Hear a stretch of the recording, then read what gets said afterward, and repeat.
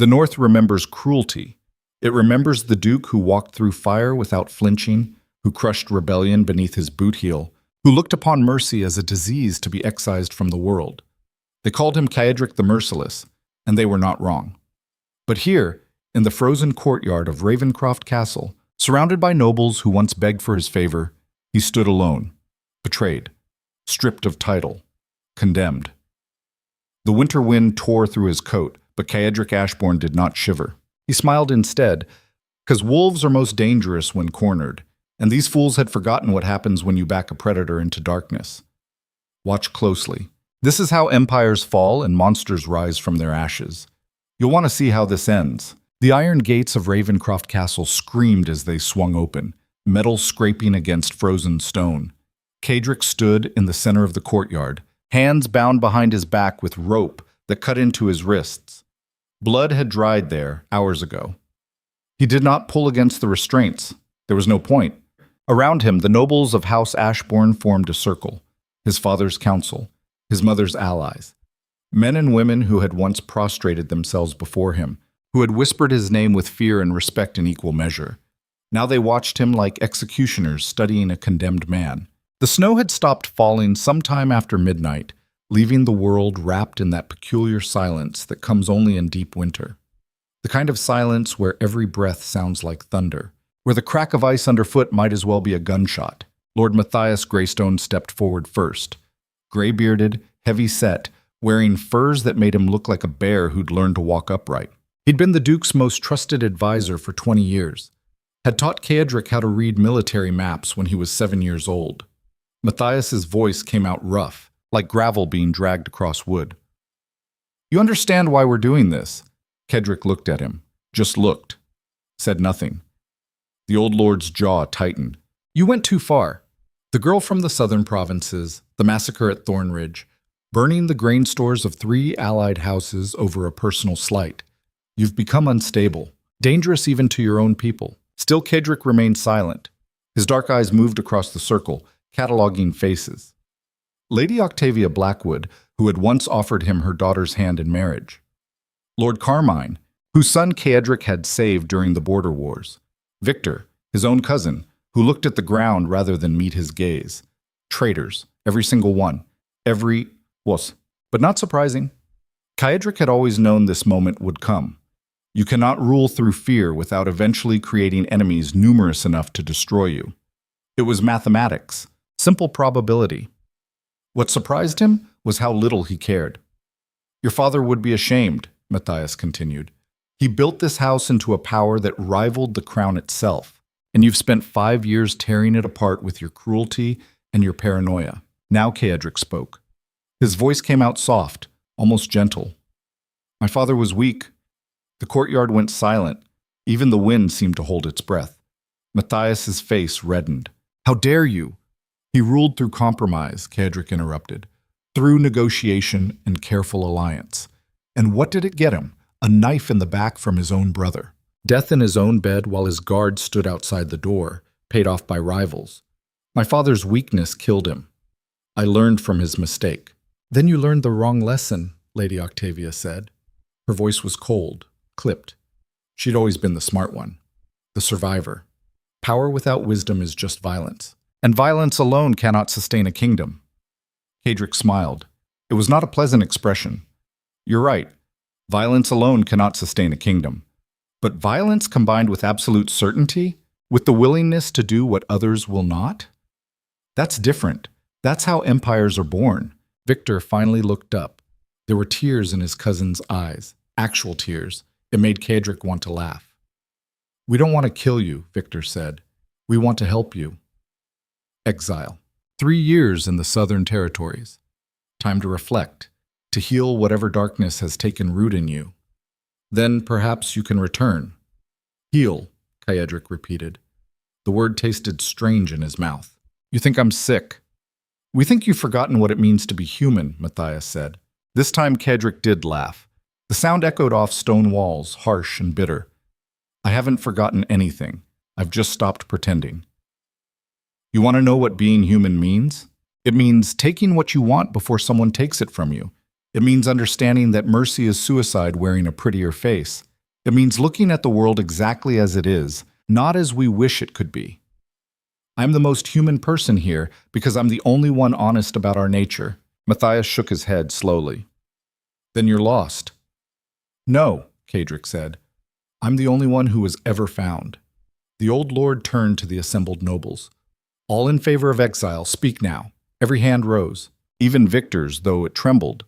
Kadric watched them all, memorizing faces, memorizing the angles of their betrayal.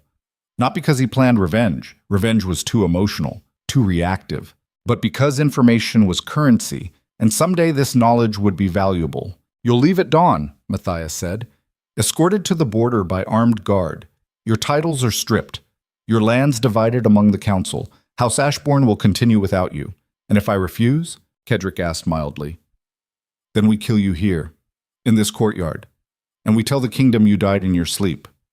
Kadric nodded slowly. Exile it is, then. The relief that washed over the assembled nobles was almost palpable. They'd expected him to fight, to rage, to threaten. His compliance unnerved them more than resistance would have. Good, Lady Octavia said. She gestured to the guards. Take him to his chambers. Let him gather what belongings he can carry. We're not monsters. That's where you're wrong, Kadric said quietly. You are monsters. You're just monsters who lie to yourselves about what you are. The guards led him away. The rope around his wrists cut deeper with each step, but he did not stumble, did not look back. Behind him, the nobles began to disperse, already planning how to divide his territory, already forgetting the duke they'd just condemned. They would remember him again. Eventually. People always remembered their mistakes. Ikik. The chambers of Duke Kadric Ashbourne had once been magnificent. Tapestries depicting the conquest of the northern territories hung from stone walls. A bed large enough for 4 people dominated the center of the room, draped in furs from animals extinct everywhere except these frozen mountains. Books lined shelves carved directly into the stone walls. Volumes on military strategy and political philosophy, written in languages most nobles couldn't even read. Now it was just a room, a place to store belongings before exile. The guards untied his wrists and stationed themselves outside the door. They said nothing. There was nothing to say.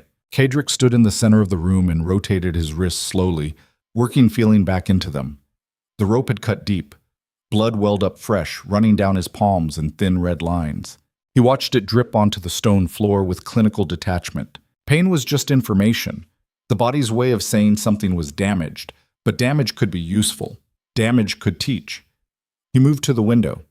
From here, he could see the entire northern valley spread out below Ravencroft Castle, villages clustered around frozen rivers, forests that stretched to the horizon, mountains that scraped the sky like the teeth of some massive buried god. All of it had been his. Every person, every tree, every frozen stream. He'd held absolute authority over this territory, power that even the crown hesitated to challenge. And now it was gone. The strange thing was how little the loss affected him. He'd expected to feel rage or grief, or at least disappointment. Instead, there was only a kind of hollow curiosity. What came next? What happened to a man stripped of everything that defined him? He was about to find out. The door opened behind him. Kedric didn't turn. You should be packing, a woman's voice said. He recognized it immediately.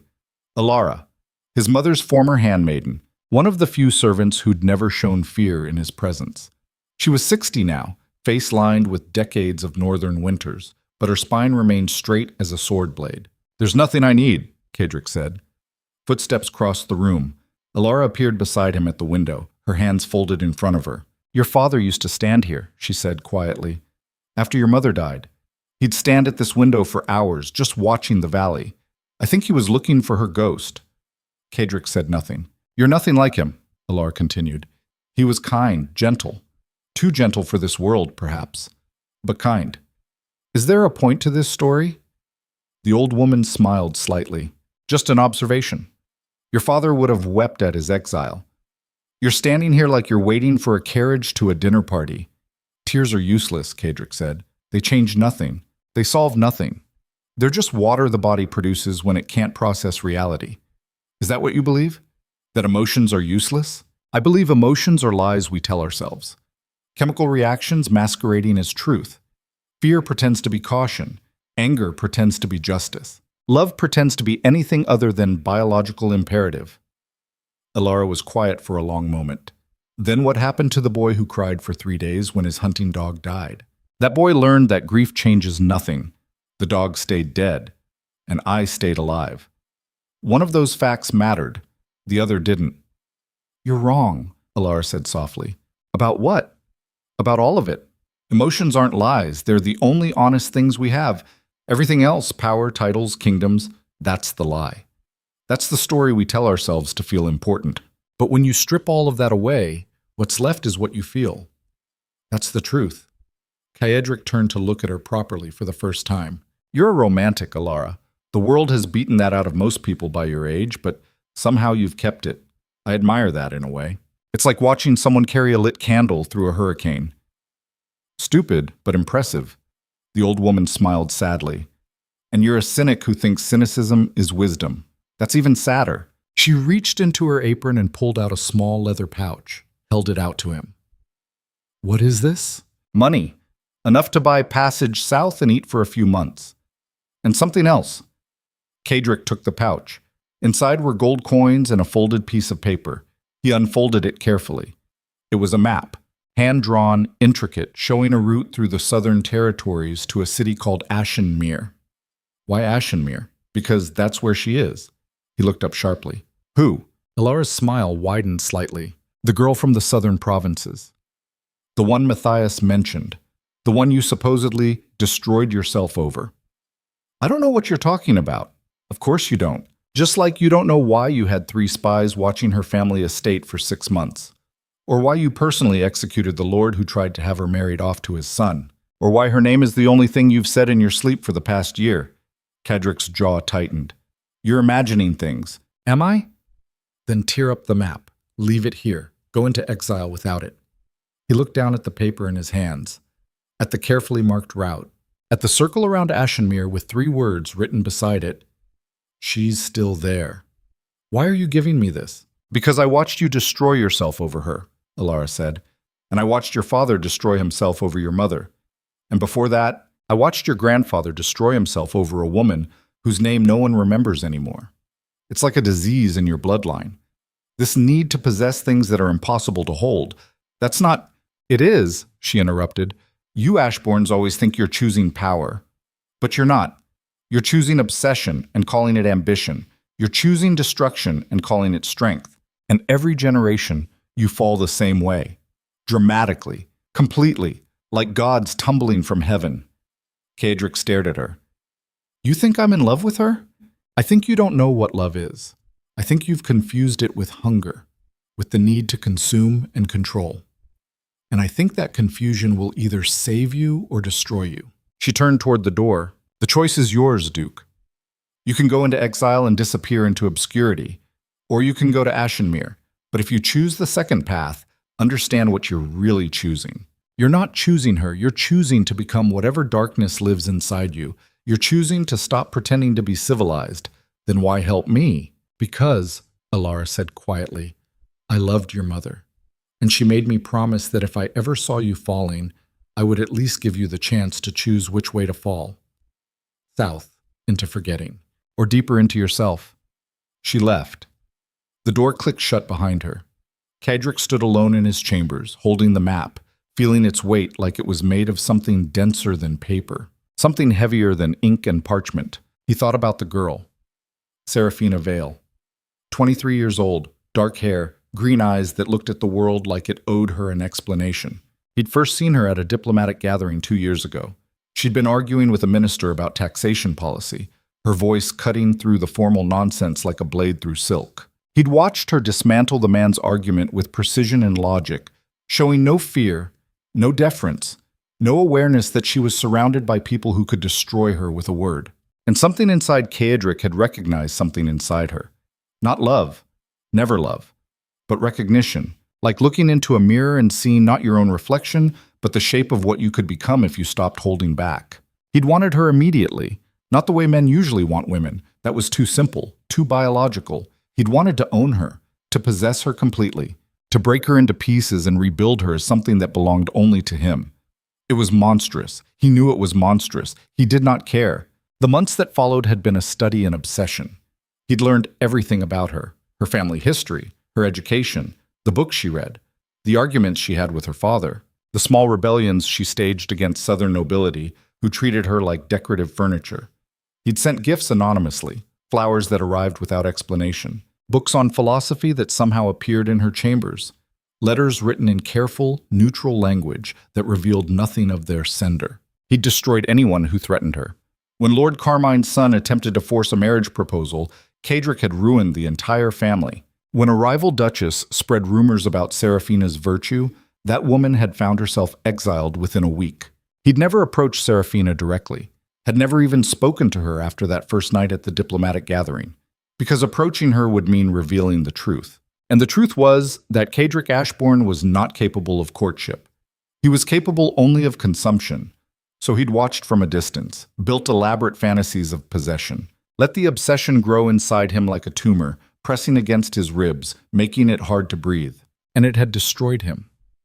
Just as Alara said, just as Matthias had recognized in the courtyard, the obsession had made him careless, had made him paranoid, had turned him from a calculating ruler into something more volatile, more dangerous, more fundamentally broken. But here was the thing about being broken. Sometimes the pieces were sharper than the whole had ever been. Cedric folded the map carefully and placed it in his coat pocket. Then he began to pack. Not clothes or books or any of the trappings of nobility, just weapons. A knife that fit against his spine. A garrote thin enough to hide in his boot. Poison in a vial, no bigger than his thumb. The nobles thought they were sending him into exile. They were wrong. They were setting him loose. Dawn came gray and cold.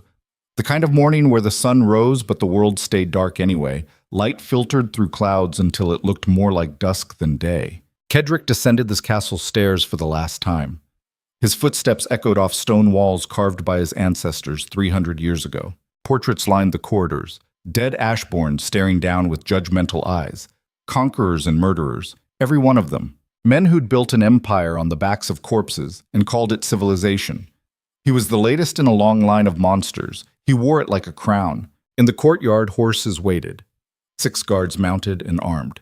They would escort him to the border and watch him cross into southern territory.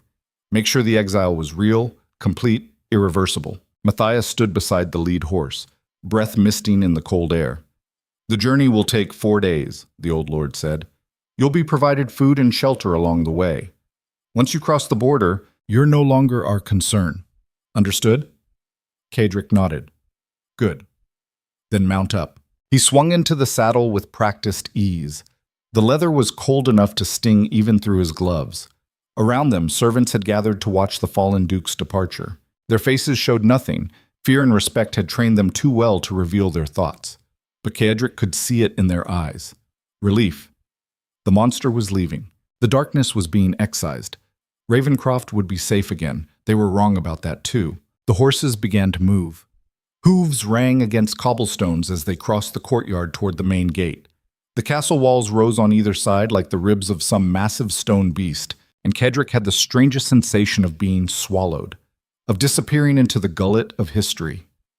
The gates opened. Beyond them, the road stretched north through snow-covered forest toward the border and whatever waited on the other side. One of the guards, a young man with a scar across his jaw, looked back at Cedric. "Any last words for House Ashbourne, Your Grace?" The title was sarcastic, meant to sting, but Cedric barely heard it. He was thinking about Serafina, about green eyes and sharp arguments, and the shape of obsession growing inside him like a second skeleton. "Tell them," he said quietly, "that this isn't an ending. It's an intermission." The guard frowned. "What does that mean?" "It means," Cedric said, "that we'll all meet again, sooner than they think."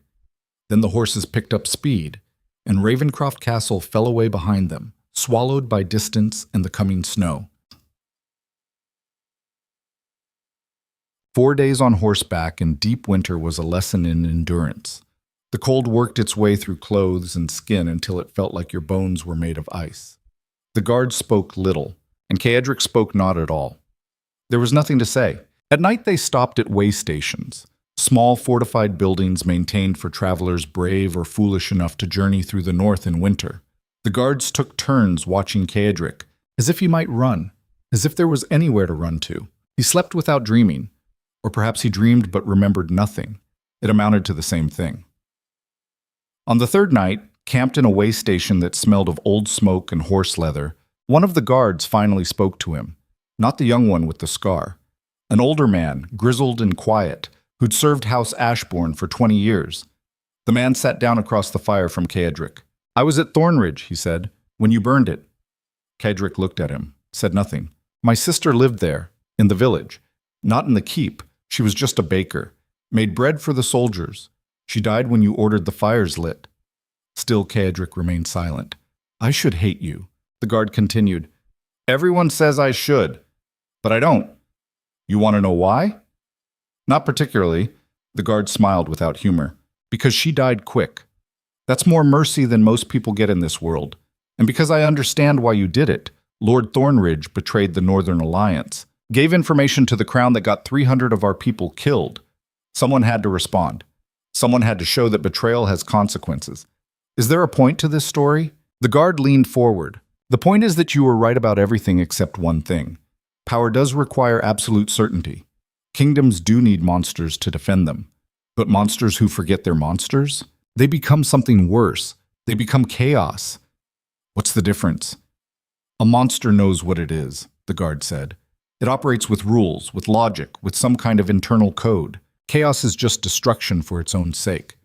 And toward the end, Duke, you were becoming chaos." Kaedric stared into the fire. "Maybe chaos is what the world deserves." "Maybe," the guard said, "but it's not what the world needs." He stood and walked away, leaving Kaedric alone with the flames and his thoughts. That night, Kaedric did dream. He dreamed of Seraphina standing in a ballroom made of bones, wearing a dress that looked like it was woven from shadows. She turned to look at him, and her eyes were full of something he couldn't name. Not fear, not hatred. Something more complicated. Recognition, maybe. Or damnation. When he woke, dawn was breaking gray and cold, and it was time to finish the journey. Dag. The border between northern and southern territories was marked by a river. The serpent's tongue, they called it, because it wound through the mountains like something alive and malevolent. In winter it froze solid, ice thick enough to support horses and carriages. The guard stopped on the northern bank. "From here you walk," Matthias had said before they left. "We watch you cross. Once you reach the southern side, the exile is complete." Kaedric dismounted. His legs were stiff from days in the saddle, but he didn't let it show. Never show weakness. That was the first lesson. The only lesson that mattered. He stood at the edge of the frozen river and looked across to the southern territories. Different landscape. Gentler somehow. Rolling hills instead of sharp mountains. Forests that didn't look like they wanted to kill you. A different world entirely. Behind him, one of the guards cleared his throat. Duke Ashbourne. Kaedric turned. The young one with the scar was holding something out. A letter, sealed with wax but unmarked. "From who?" Kaedric asked. The guard shook his head. "I was told to give it to you here, at the border. That's all I know." Kaedric took the letter, broke the seal, unfolded the paper. The handwriting was feminine, elegant, completely unfamiliar. "Lord Ashbourne, I hear you've been exiled for crimes against your own house. How disappointing. I'd hoped for something more dramatic. A rebellion, perhaps. Open warfare. Instead, you went quietly, like a dog who knows it's been beaten. If you're reading this at the border, that means you accepted exile. That means you chose survival over pride. Interesting. Perhaps there's more to you than reputation suggests. I'm told you've been watching me, sending gifts, destroying people who threaten me. It's flattering in a stalkerish sort of way. But here's what you don't understand. I don't need protection. I don't need flowers or anonymous letters or some northern monster playing guardian angel. What I need is a monster who's honest about what he is. If you're coming south, come to Ashenmere. But don't come as a supplicant. Don't come begging for redemption or looking for salvation. Come as what you are. A predator who's forgotten how to pretend to be human. That's the only version of you I want to meet." S.V. Kaedric read the letter 3 times. Then he looked up at the young guard. "When did you receive this?" The guard shifted uncomfortably. "A week ago, before the exile was announced. She knew it was coming before we did. Smart, then." Serafina Vale was smart. Kedrick folded the letter and placed it in his coat pocket next to the map. Then he turned back toward the river. "Any final words for the north?" One of the guards called. Kedrick smiled. It was the smile that had made hardened soldiers flinch. "Tell them I'll be back. Not today, not tomorrow, but eventually. And when I return, it won't be as the Duke they exiled. It'll be as something that doesn't need titles or permission or the approval of frightened old men. Tell them that." The guard said nothing. There was nothing to say. Kedrick stepped onto the ice. It held his weight without complaint. He walked across slowly, boots finding purchase on the frozen surface. The wind picked up, throwing snow across the river in patterns that looked almost intentional. Halfway across, he stopped, turned back. The guards were watching from the northern bank. 6 men on horseback, silhouetted against gray sky and darker mountains. They looked small from here, insignificant, just pieces on a board that didn't matter anymore. Kedrick raised one hand. Not a wave, not a salute, just acknowledgement. Then he turned south and continued walking. Behind him, the north disappeared into winter mist. Ahead, the south waited with whatever promises and dangers it held. And somewhere in a city called Ashenmere, a woman with green eyes knew his secrets and invited his darkness anyway. He reached the southern bank and stepped off the ice onto solid ground. The exile was complete. The Duke was dead. But something else had been born on that frozen river. Something without titles or restraints or any reason left to pretend. Kedrick pulled out the map and studied it. 4 days to Ashenmere on foot. Less if he stole a horse. Much less if he stopped caring about leaving bodies behind him. He chose the third option. The hunt had begun. The first town south of the border was called Millcrest. Small. Forgettable. The kind of place where nothing happened except slowly, over generations. Kedrick arrived after dark, covered in road dust and dried blood that wasn't his. The blood belonged to a merchant who'd made the mistake of asking too many questions at a crossroads 3 hours back. Kedrick had needed the man's horse and his coin purse and his silence. He'd gotten all 3. The merchant's body was cooling in a ditch somewhere behind him. The horse was tied outside a tavern that smelled like stale beer and unwashed bodies. And the coin purse was heavy enough to buy information, which was the only currency that mattered now. Inside the tavern, conversations died when he entered. Not because anyone recognized him. The South didn't know Duke Kedrick Ashbourne by sight, but they recognized something else. The way violence clung to certain men like a second skin. The way predators moved through spaces designed for prey. Kedrick walked to the bar. The tavern keeper was a heavy woman with graying hair and hands that had spent decades pulling beer taps. She looked at him with the wary assessment of someone who'd learned to spot trouble before it announced itself. "What can I get you?" Her voice was flat, professional. "Information, not for sale here." Kedrick placed 3 gold coins on the bar. More money than this tavern probably saw in a month. The woman's eyes flicked down to them, then back to his face. "What kind of information?" "Ashenmere. I need to know the fastest route and who controls the roads between here and there." The woman picked up a dirty glass and started polishing it with a rag that didn't look much cleaner. "Ashenmere's 4 days south if you take the main roads. 2 days if you cut it through the Thornwood Forest. But nobody does that. Not if they want to keep breathing." "Why?" "Because Lord Ravenmere controls the forest. He runs bandits through there, taxes anyone stupid enough to try crossing without paying his toll. And if you can't pay, you don't leave." "How much is the toll?" The woman laughed. It wasn't a pleasant sound. "More than you've got, stranger. Ravenmere doesn't want coin. He wants loyalty, service, blood. Whatever strikes his fancy. Last I heard, he was collecting men for some kind of private army, conscripting travelers, forcing them into his service." Kedrick considered this. A warlord in the Thornwood. That complicated things. But complications were just problems waiting to be solved with sufficient violence. "Tell me about him." "Ravenmere." The woman set down the glass. "He's what happens when the crown doesn't pay attention to the border territories. Started as a minor lord with a small estate. Then he figured out he could make more money taxing the forest roads than farming. Built himself an operation. 40, maybe 50 armed men. They move through the thornwood like ghosts, hitting caravans, taking prisoners, disappearing before anyone can respond. And the crown does nothing? The crown doesn't care. This far south, we're barely part of the kingdom anymore. We're just the buffer between civilization and whatever chaos lives in the northern territories. Kedrick smiled slightly at that. Whatever chaos lives in the north. If only she knew. How do I find Ravenmere? You don't. He finds you. You ride into the thornwood, and within an hour, his men will have you surrounded. That's how it works. Good, Kedrick said. That saves time. The woman stared at him. You're not actually planning to go through the thornwood. I am. Then you're either very brave or very stupid. I'm neither, Kedrick said. I'm just in a hurry. He left the coins on the bar and walked out before the woman could respond. Behind him, the tavern remained silent for 3 full seconds before conversation erupted like water breaking through a dam. Outside, the night was clear and cold, stars scattered across the sky like someone had thrown diamonds at black velvet.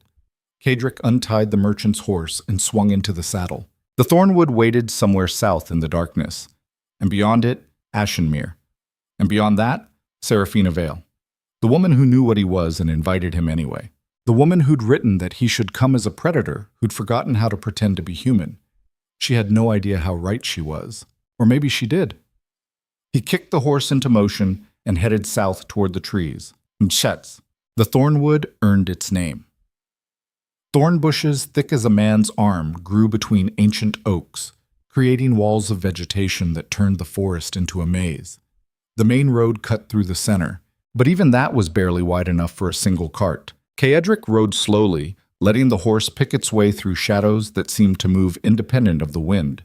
Moonlight filtered through branches overhead, creating patterns on the ground that looked almost deliberate, like symbols, like warnings.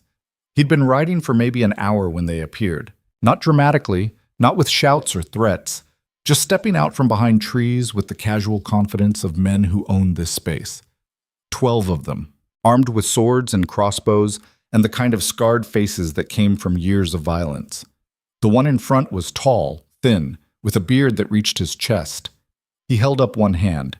"That's far enough, stranger." Kedrick stopped the horse, studied them, counted weapons, assessed angles of attack, calculated which ones would die first if this turned into something messy. All of them, probably. But it would be work. "I'm traveling to Ashenmere," Kedrick said. "I understand there's a toll." The tall one smiled. His teeth were terrible. Smart man. "Most travelers try to run. That never ends well." "Yeah, there's a toll. Lord Ravenmere requires all travelers to contribute to the safety of these roads." "How much?" "Depends. What have you got?" Kedrick gestured at his saddlebags. "Some coin, some supplies. Nothing valuable." The tall one walked forward, circled the horse slowly, looking Kedrick up and down like he was examining livestock. "You're a soldier, I can tell. Something about the way you sit that saddle, the way you're tracking all of us without moving your head. Where'd you serve?" "The North. The North." The tall one stopped circling. "The North, where all the monsters live. Where Duke Ashbourne supposedly ruled until they kicked him out for being too cruel even for them." "Supposedly," Kedrick agreed. "You hear stories about the North, about lords who'd burn entire villages because someone looked at them wrong, about nobles who thought mercy was weakness and strength was everything." "You believe those stories?" Kedrick met the man's eyes. "I believe people become what their environment requires. The North is harsh. It creates harsh men. That's not cruelty. That's survival." The tall one laughed. "Philosophy. I like that. But philosophy doesn't pay the toll. Lord Ravenmere requires either coin or service. You look capable. How about you ride with us? 3 months of work. Then you're free to go wherever you want. And if I refuse, then we take the coin and the horse and you walk to Ashenmere, assuming you make it out of these woods alive." Kedrick was quiet for a long moment. Around him, the other bandits had spread out, creating a semicircle, cutting off escape routes. Standard tactic. Effective against most travelers. Less effective against someone who'd spent 20 years studying exactly this kind of situation. "I have a better proposal," Kedrick said. The tall one raised an eyebrow. "I'm listening. Take me to Ravenmere, now, tonight. I'll speak with him directly. That's not how this works." "Make it how this works." Because I'm going to Ashenmere, and I'm going tonight, and anyone who stands between me and that destination is making a choice they won't live long enough to regret. So you can either escort me to your lord and let him decide what to do with me, or you can try to stop me and discover that there are worse things in these woods than bandits. The silence that followed was absolute. Even the wind seemed to hold its breath. The tall one stared at Kadric. Then he smiled slowly. You know what? I like you. You're either crazy or dangerous. And either way, Ravenmere will want to meet you. Boys, we're taking this one to the estate. The other bandits looked uncertain, but they didn't argue. They fell in around Kadric's horse, creating an escort that was half honor guard and half prisoner's march. They rode deeper into the thornwood. The trees grew thicker, older, until the moonlight barely penetrated. Kadric kept his hands visible, his posture relaxed, but he was counting steps, memorizing turns, building a map in his head in case he needed to return this way in a hurry. After an hour, they emerged into a clearing. In the center stood an estate that looked like it had been stolen from some noble's fever dream. 3 stories of dark stone with towers at each corner. Gardens gone wild. Windows that glowed with firelight.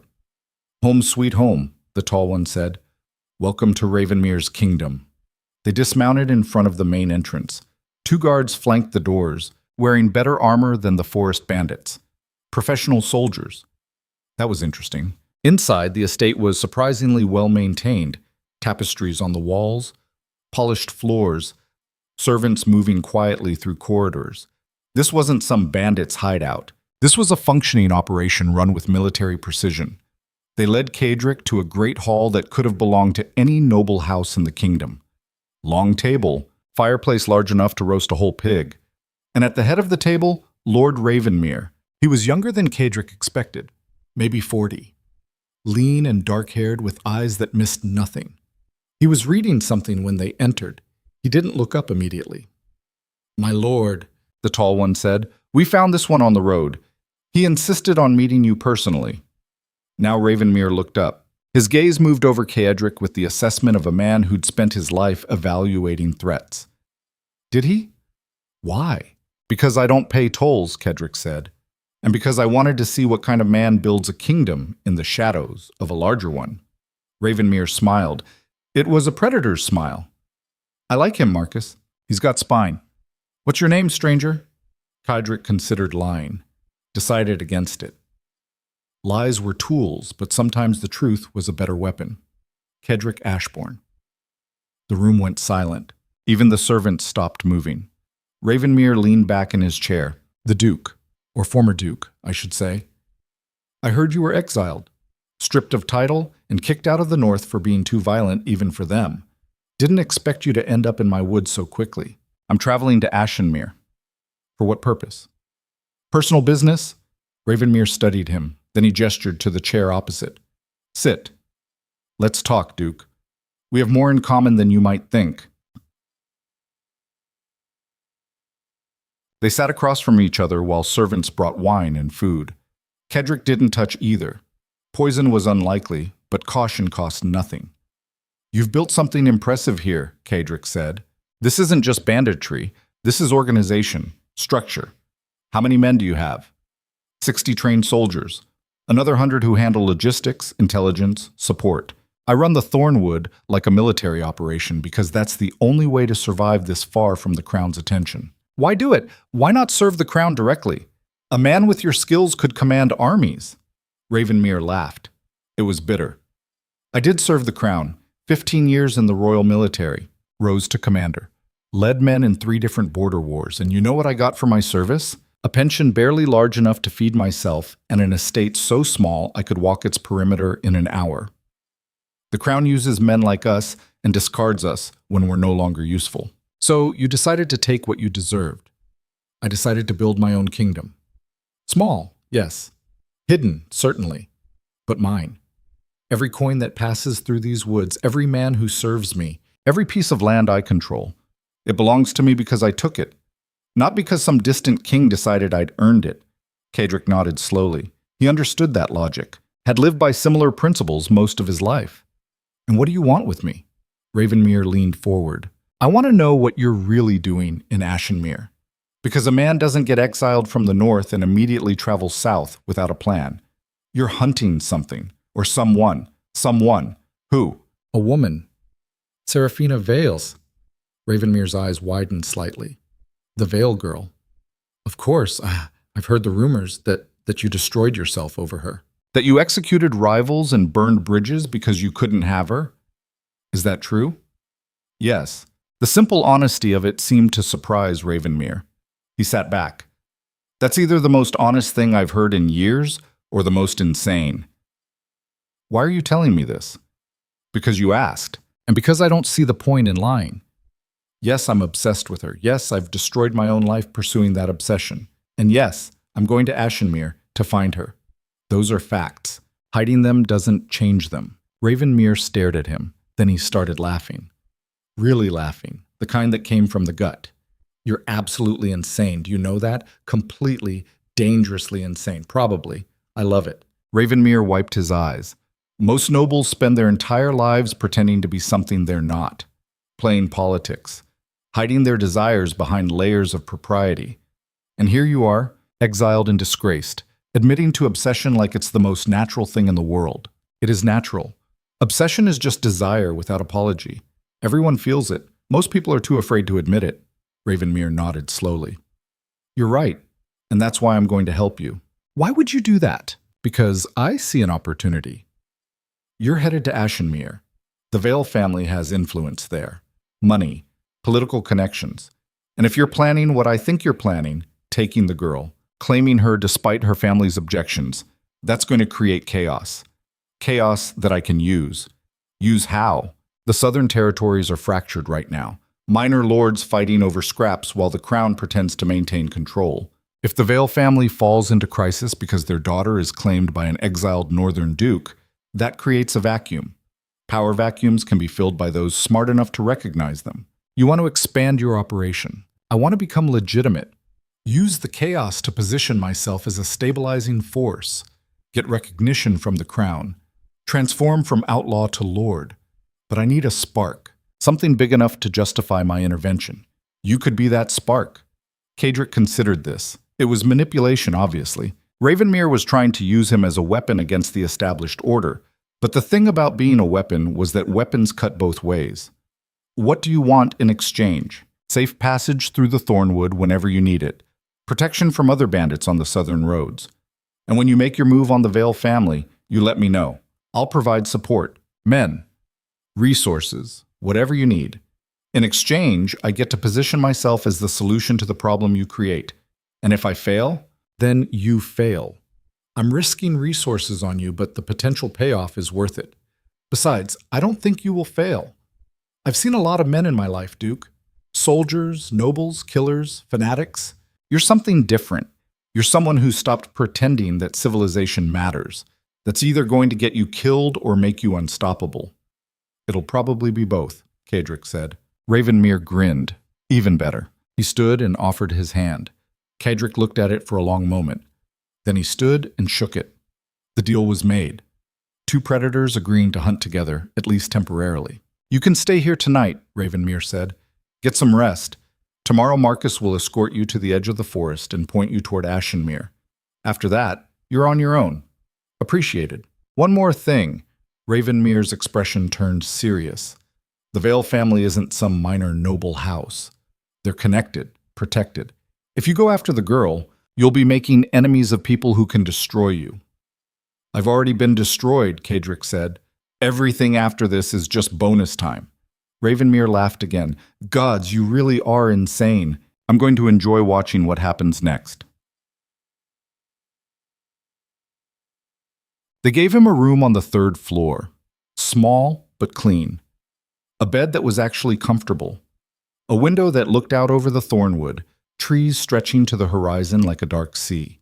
Cedric didn't sleep. He stood at the window and thought about what was coming.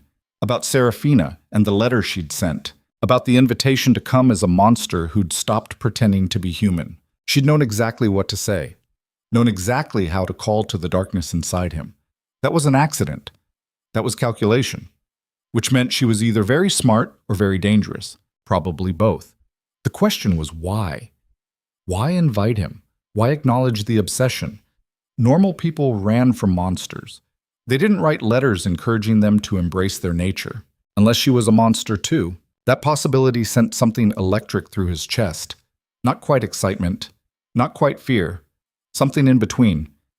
The recognition that he might have finally found someone who matched him. Someone who saw the world as it actually was instead of how people pretended it should be. He pulled out her letter and read it again by moonlight. The handwriting was elegant, but there was pressure behind certain words, places where she'd pressed harder with the pen. Anger or passion or something else entirely. Come as what you are, a predator who's forgotten how to pretend to be human.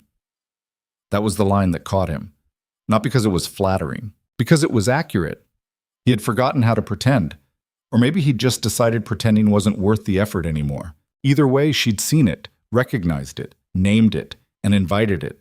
The smart play would be to walk away, to take the exile seriously and disappear into the southern territories, find some anonymous town and rebuild a life as someone forgettable. That was survival. That was the rational choice. But Kaedric had never been particularly rational. He'd spent his entire life choosing obsession over safety, power over peace, desire over sense. Why stop now? He folded the letter and placed it back in his pocket. Tomorrow he'd reach Ashenmere. Tomorrow he'd find Seraphina Vale. And tomorrow he'd discover whether this was the beginning of something new or just a different kind of ending. Both possibilities were equally acceptable. Dawn came gray and cold. Kaedric descended to the main hall to find Ravenmere already awake, eating breakfast and reading correspondence like a legitimate lord rather than an outlaw operating in the shadows. Sleep well? Ravenmere asked without looking up. I don't sleep much. Smart. Sleeping is when people get killed. Marcus appeared in the doorway. The tall bandit from last night. He nodded to Kaedric. Ready when you are. I'll take you to the southern edge. After that, Ashenmere's half a day's ride. They left within the hour. The Thornwood looked different in daylight, less menacing. Just trees and thorns and the occasional deer moving through the undergrowth. But Kaedric could feel eyes watching from the shadows. Ravenmere's men. Always watching, always ready. Marcus was quiet for most of the ride, but as they approached the forest edge, he finally spoke. Can I give you some advice? You're going to, whether I want it or not. Marcus smiled slightly. Fair. Here it is. Whatever you're planning with the Veil Girl, make sure you're actually ready for it. Not just ready to take her. Ready for what comes after. Because obsession is easy. Living with the consequences of obsession is harder. Speaking from experience, had a woman once, would have burned the world down for her. Did some things I'm not proud of to keep her. Lost her anyway. Turned out she didn't want a man who'd burn the world. She wanted a man who'd help her rebuild it. And what did you learn? That wanting something isn't the same as being ready for it. And that sometimes the things we destroy ourselves over aren't actually worth the destruction. Kaedric considered this. Probably true. But I'm going anyway. Yeah, Marcus said. I figured. Just thought I'd mention it. They reached the edge of the Thornwood. Beyond the trees, rolling hills stretched toward the horizon. And somewhere beyond those hills, Ashenmere waited. Marcus pointed south. Follow the main road. You'll see the city by mid-afternoon. Vale family lives in the Noble District. Big house? Can't miss it. Thank you. Don't thank me. Just try not to start a war that burns down half the South. Ravenmere wants chaos, but not the kind that kills everyone. I'll see what I can do. Marcus turned his horse and rode back into the forest. Kaedric watched him disappear into the trees. Then he kicked his horse into motion and headed south toward destiny or disaster or whatever waited for him in Ashenmere. The road was busy. Merchants heading north with goods, farmers taking produce to market, normal people living normal lives, completely unaware that a monster was moving through their world. Kaedric kept his head down. Attracted no attention. Just another traveler on a road full of travelers. Anonymous. Invisible. For now. By early afternoon, he saw Ashenmere rising in the distance. Larger than he'd expected. Stone walls. Towers. The kind of city that had stood for centuries and would stand for centuries more. Old money lived here. Old power. The Vale family was old money. Merchants originally, according to the research Kaedric had done. Built their fortune on trade routes and smart investments. Bought a title somewhere along the way. Became respectable. Serafina was their youngest daughter, educated, opinionated, unmarried despite being 23, which suggested she'd refused multiple proposals. That matched everything Clyadric knew about her. She didn't bow to pressure, didn't accept things just because society said she should. He'd been obsessed with her for 2 years, had watched from a distance, sent anonymous gifts, destroyed anyone who threatened her. And she'd known. The letter proved she'd known. Had been aware of his attention, and instead of running, she'd invited him closer. That was either brilliance or insanity. He was about to find out which. The gates of Ashenmere stood open, guards checking cargo, but not people. Cedric rode through without incident. Inside, the city was everything the North wasn't. Clean, organized, prosperous. People walked the streets without fear. Merchants sold goods without worrying about raids. This was civilization, order, everything he'd been taught to maintain through force. It disgusted him a little. All this peace built on the backs of places like the North, regions where men like him did the ugly work so places like this could pretend ugliness didn't exist. But that wasn't his concern anymore. He was here for one reason. He found an inn near the market district, paid for a room, cleaned off the road dust, changed into clothes that were slightly less threatening. Then he went looking for information. The first tavern he tried was too crowded, the second was too quiet, but the third was perfect. Busy enough that one more face didn't matter, quiet enough that he could hear conversations. He ordered ale and found a corner table. Listened. 2 merchants at the next table were discussing politics, a farming crisis in the eastern provinces, trade disputes with the North, standard topics. But then one of them mentioned the Vale family. Did you hear about Lady Serafina? What about her? She turned down another proposal. Duke Marsen's son. He was willing to offer full trade rights and political alliance. The family's furious. She's going to price herself out of the marriage market. No one's going to want a woman who turns down that many offers. The first merchant laughed. Maybe that's her plan. Turn down enough proposals and they'll stop asking. Let her do what she actually wants. And what's that? No one knows. But she spends most of her time in the city library, reading philosophy and political theory. Not exactly training for becoming some lord's wife. Cedric listened to this with growing interest.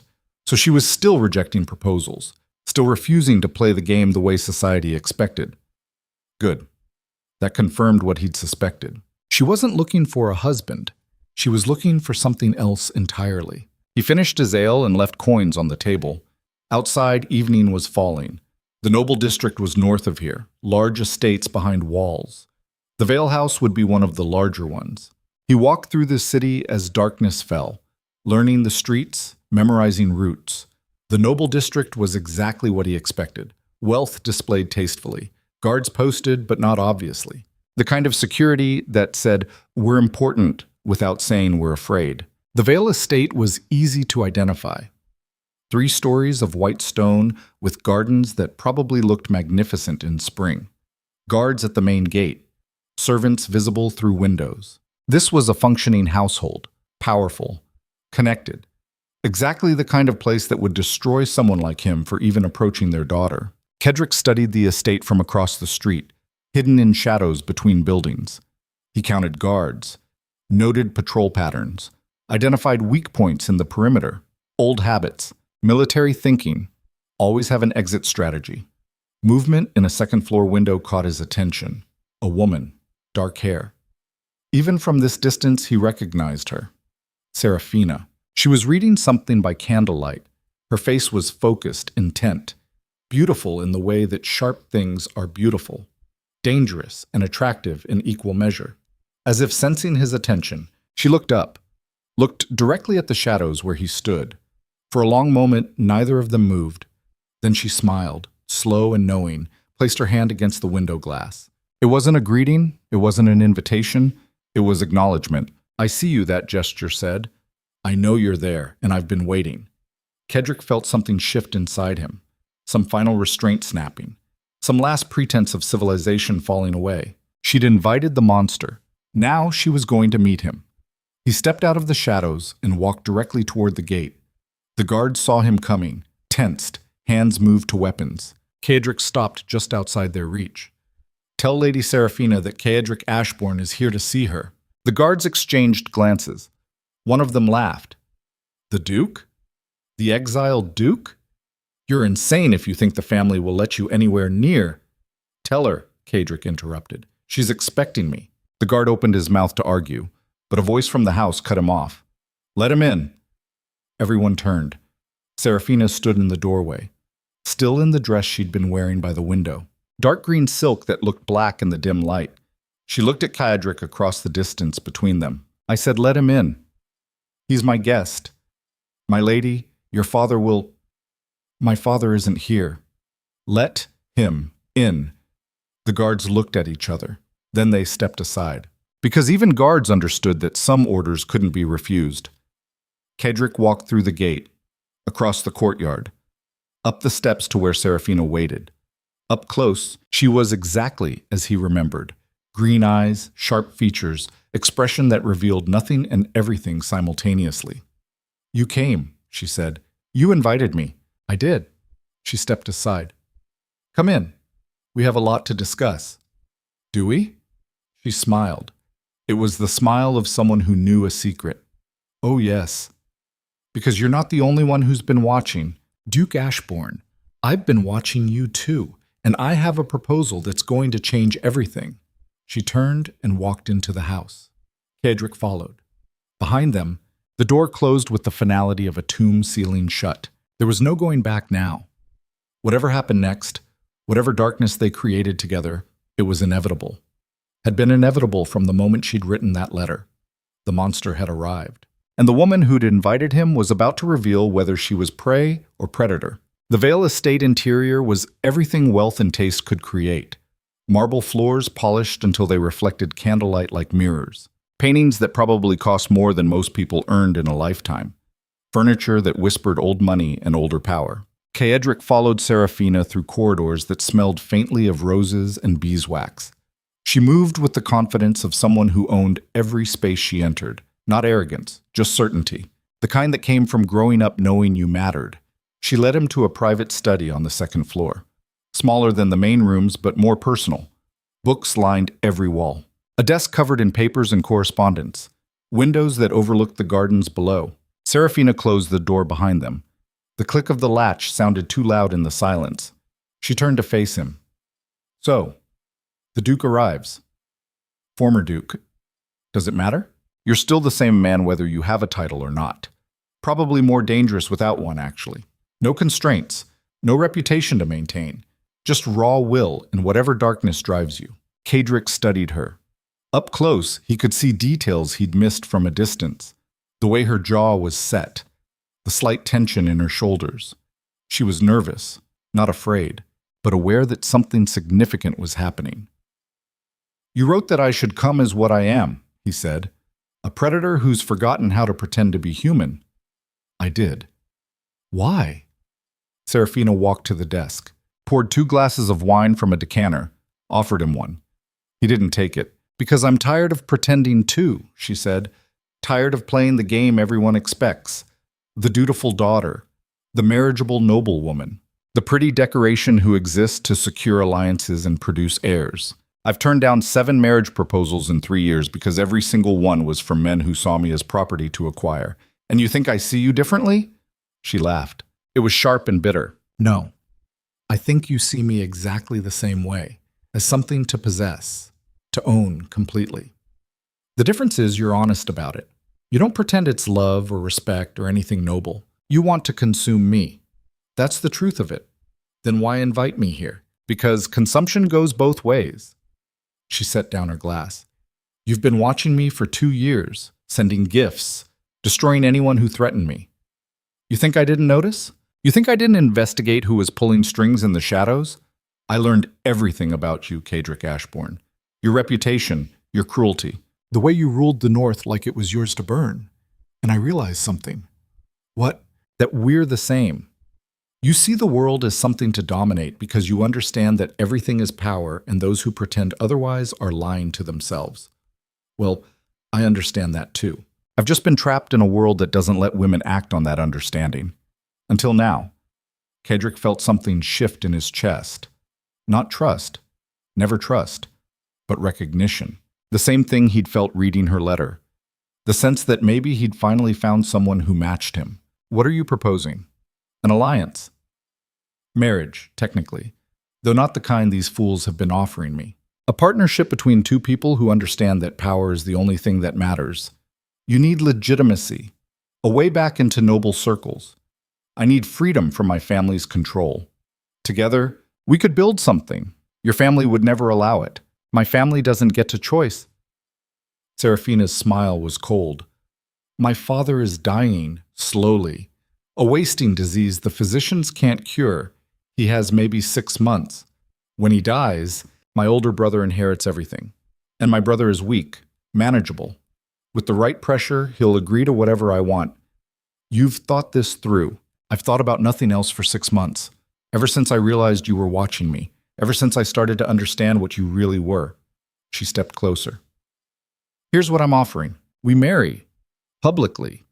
With all the proper ceremonies and contracts. But in private, we're equals.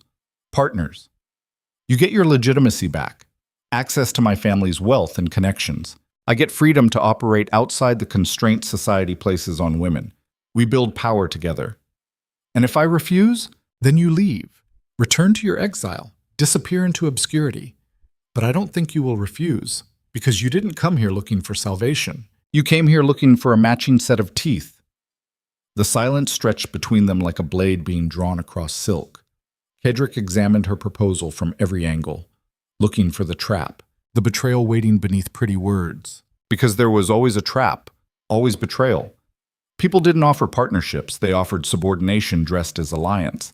But he couldn't see the angle, couldn't identify where she was lying, which meant either she was telling the truth or she was better at deception than anyone he'd ever met. Both possibilities were dangerous. Both possibilities were intriguing. I need guarantees, he said finally. Of what? That this isn't some elaborate scheme to destroy me, that you're not going to wait until after the marriage and then use it to finish what the North started. Serafina reached into her desk drawer, pulled out a folder, handed it to him. Inside were documents, contracts, legal agreements already drawn up, marriage terms that gave him equal access to the Veil fortune, clauses that protected both of them from betrayal. It was comprehensive, professional, the work of someone who'd spent months preparing. I don't do things halfway, she said. If we do this, we do it completely. Full partnership, full commitment. No games, no hidden agendas. Just two predators hunting together instead of alone. Kedrick read through the documents slowly. They were exactly what she claimed. Fair, balanced, almost too perfect. Which was when the first thread of suspicion truly took root. No one offered something this good without expecting something better in return. What's the real cost? He asked quietly. Serafina met his eyes. The cost is that you have to trust me. And I know that's asking the impossible. You've spent your entire life trusting no one, believing that everyone is one betrayal away from destroying you. But that suspicion is going to kill you eventually. It's already killed everything else. Not an answer. It's the only answer. Either you take this chance or you don't. Either you believe that maybe, possibly, one person in this world sees you as something other than a tool to be used, or you walk away and die alone in some forgotten corner of the kingdom. The words hit harder than they should have, because they were true, all of them. Kedrick had spent decades building walls against exactly this kind of vulnerability, against hope, against the possibility that someone might actually see him and not run. And now here was Serafina, offering everything he'd wanted, and his own nature was screaming that it was poison. I need time to think. You have until midnight. Serafina walked to the door. After that, my brother is returning from his trip to the eastern provinces. And once he's back, the window closes. The family will pressure me to accept one of the pending proposals. I'll be forced to choose, and it won't be you. Why midnight? Because I'm not stupid. Every hour you spend here increases the risk that someone sees you, that rumors start, that my hand is forced before I'm ready. So, midnight, yes or no? She opened the door. There's a guest room down the hall. Third door on the left. I'll have food sent up. Make your decision, Duke. She left.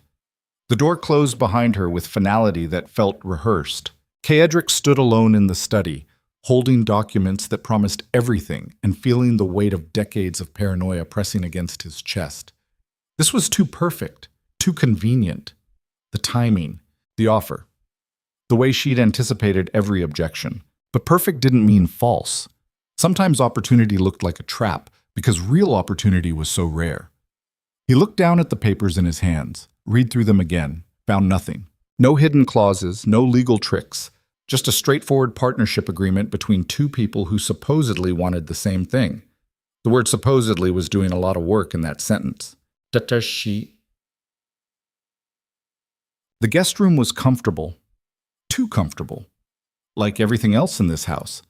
Kadric sat on the bed and tried to think through what was happening. Serafina Vale was offering him legitimacy, wealth, power. Everything he'd lost when the North exiled him.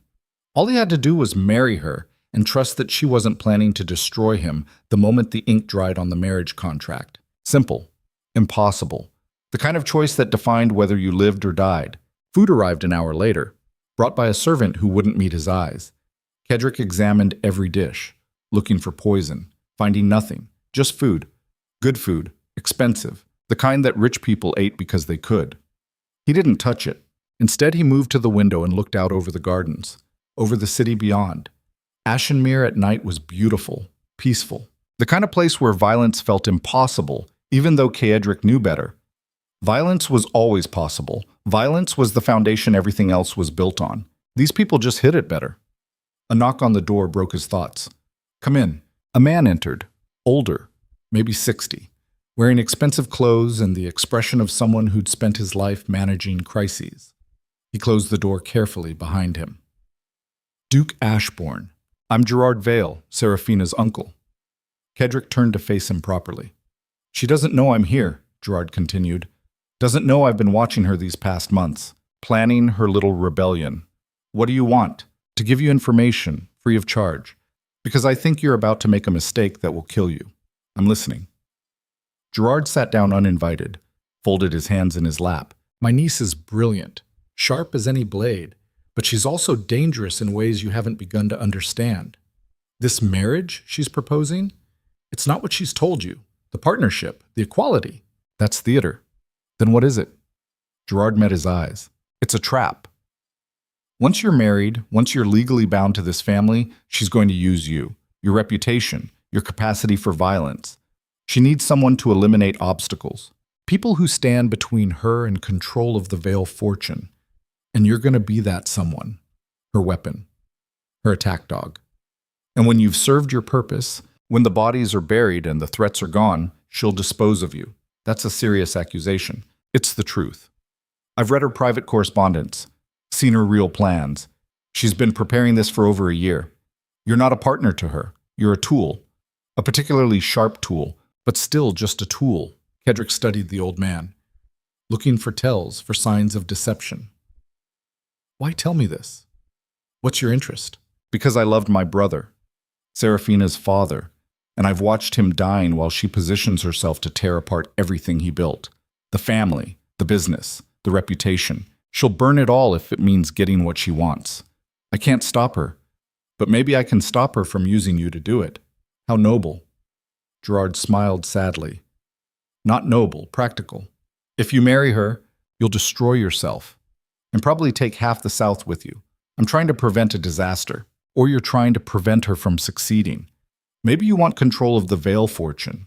Maybe you see her as competition. Maybe this is your play, and you're using me against her."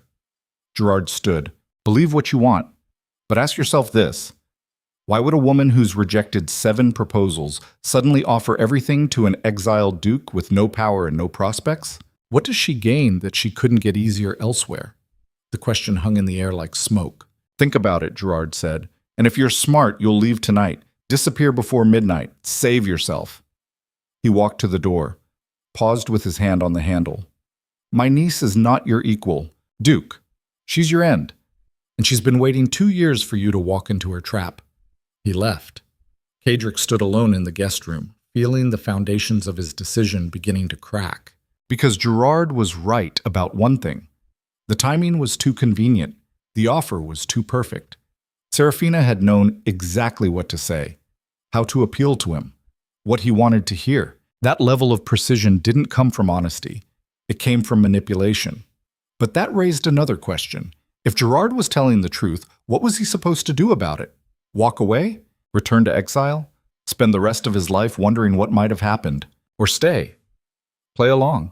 See the trap spring and find out if he was fast enough to turn it back on her. That was the dangerous choice. The stupid choice. It was also the only choice that interested him. Because if Serafina was trying to use him, that meant she'd underestimated him. Thought he was a weapon to be wielded instead of a predator who made his own choices. And if Gerard was lying, if this was some internal family power struggle, then helping Serafina meant gaining exactly what he wanted. Either way, the game was worth playing. Midnight came cold and quiet. Kedrick descended to the study where Serafina waited. She'd changed clothes. Now she wore black. Simple. Elegant. The kind of dress that was meant for serious business. She looked up when he entered. Decision? I'll do it. We marry. Partners. Equal terms. Her smile was genuine. Or at least looked genuine. With Serafina, it was hard to tell where performance ended and reality began. Excellent. We'll move quickly. The ceremony can happen within a week. I've already spoken to a priest who's willing to perform a private service. No family. No witnesses except what's legally required. Why the rush? Because once word gets out, people will try to stop us. My family. Your former allies. The crown. Everyone who has an interest in maintaining the current order. Speed is our best defense.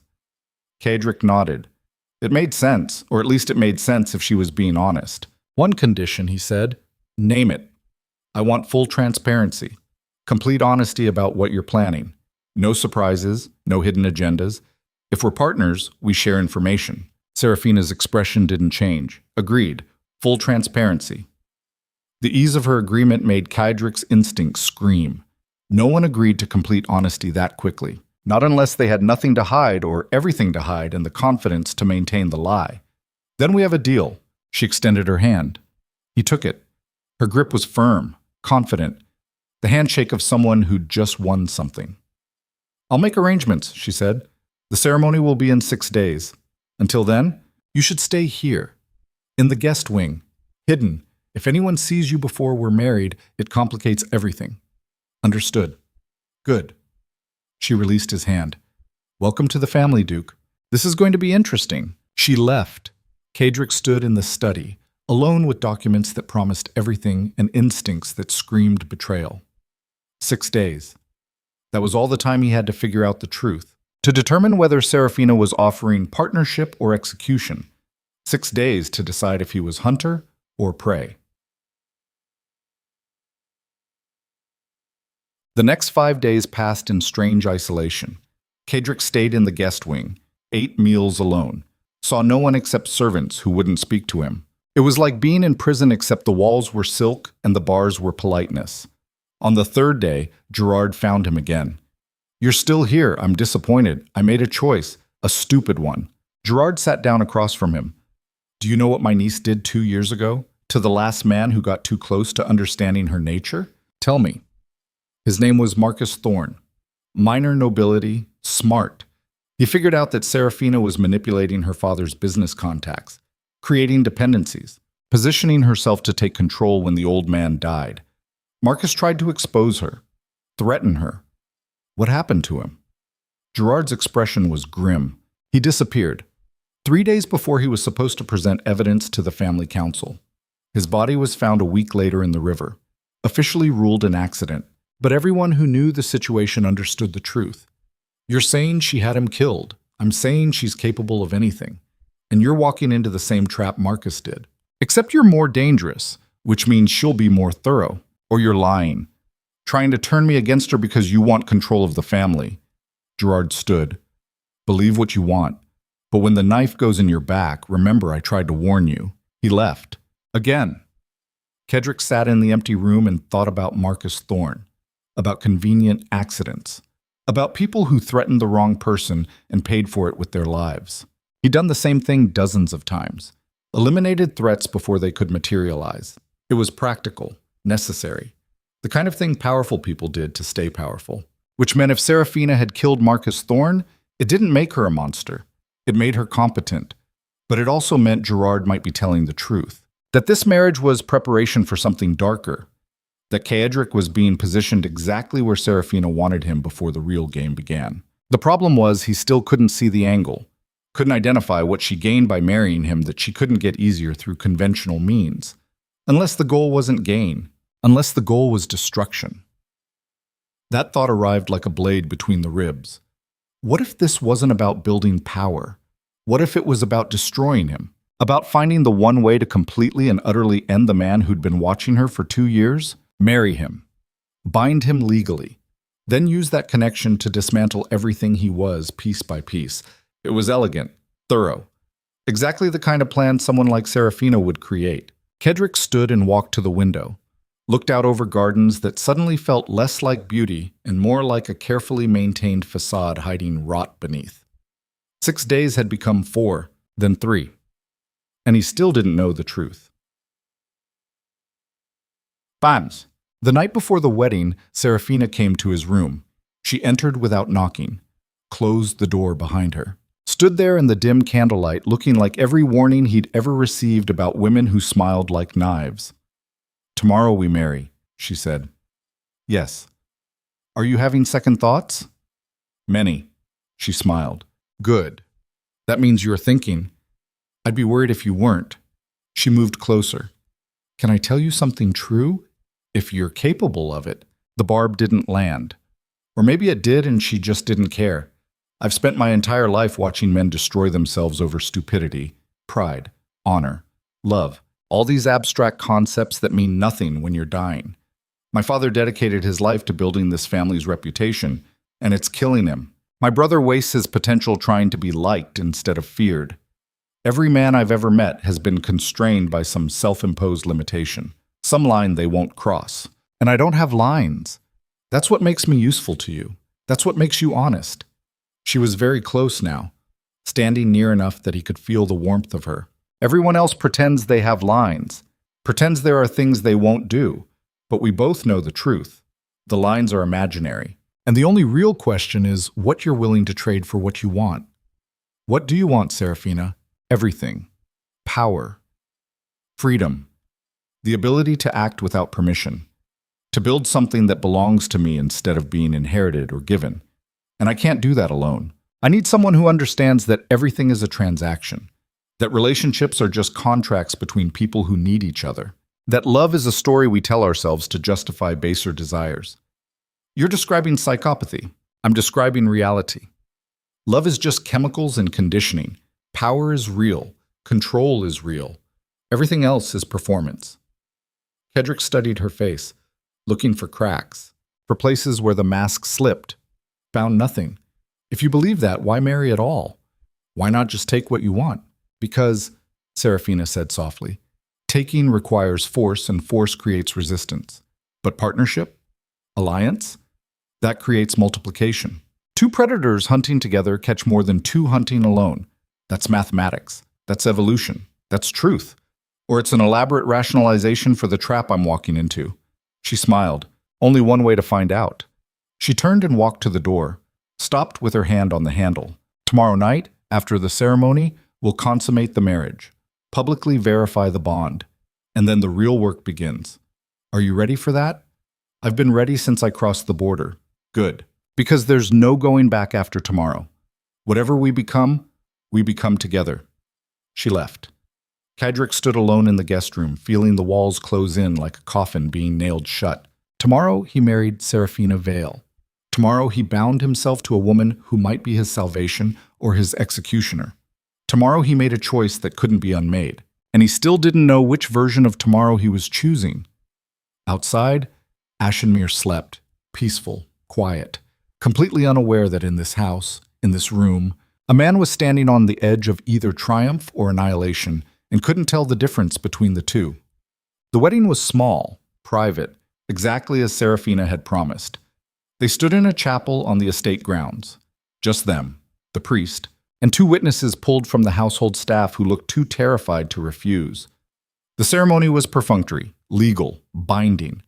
When the priest pronounced them married, Serafina kissed Kaedric with the cold precision of someone completing a transaction rather than celebrating a union. "It's done," she said quietly. "We're bound now, legally, permanently. Until death?" She smiled. Yes, until death. The witnesses signed the documents. The priest gave his blessing and left quickly like he wanted no part of what came next. And suddenly they were alone in the chapel, husband and wife, two predators who'd just agreed to hunt together. Serafina took his hand. Come, we have work to do. She led him back to the main house, to a room he hadn't seen before, a private study, smaller than the one where they'd first talked, more secure. Inside, papers covered every surface, maps, financial documents, correspondence. It looked like the war room of someone planning a campaign. Welcome to the real operation, Serafina said. This is what we're actually doing. Kadric studied the papers, started to understand. You're not just trying to control the Vale fortune. You're trying to control the entire Southern trade network. Not trying. Planning. There are 6 major trading houses in the South. My family controls one. If we acquire or destroy the other 5, we control everything, every merchant route. Abdit, every trade agreement, every coin that moves through this region.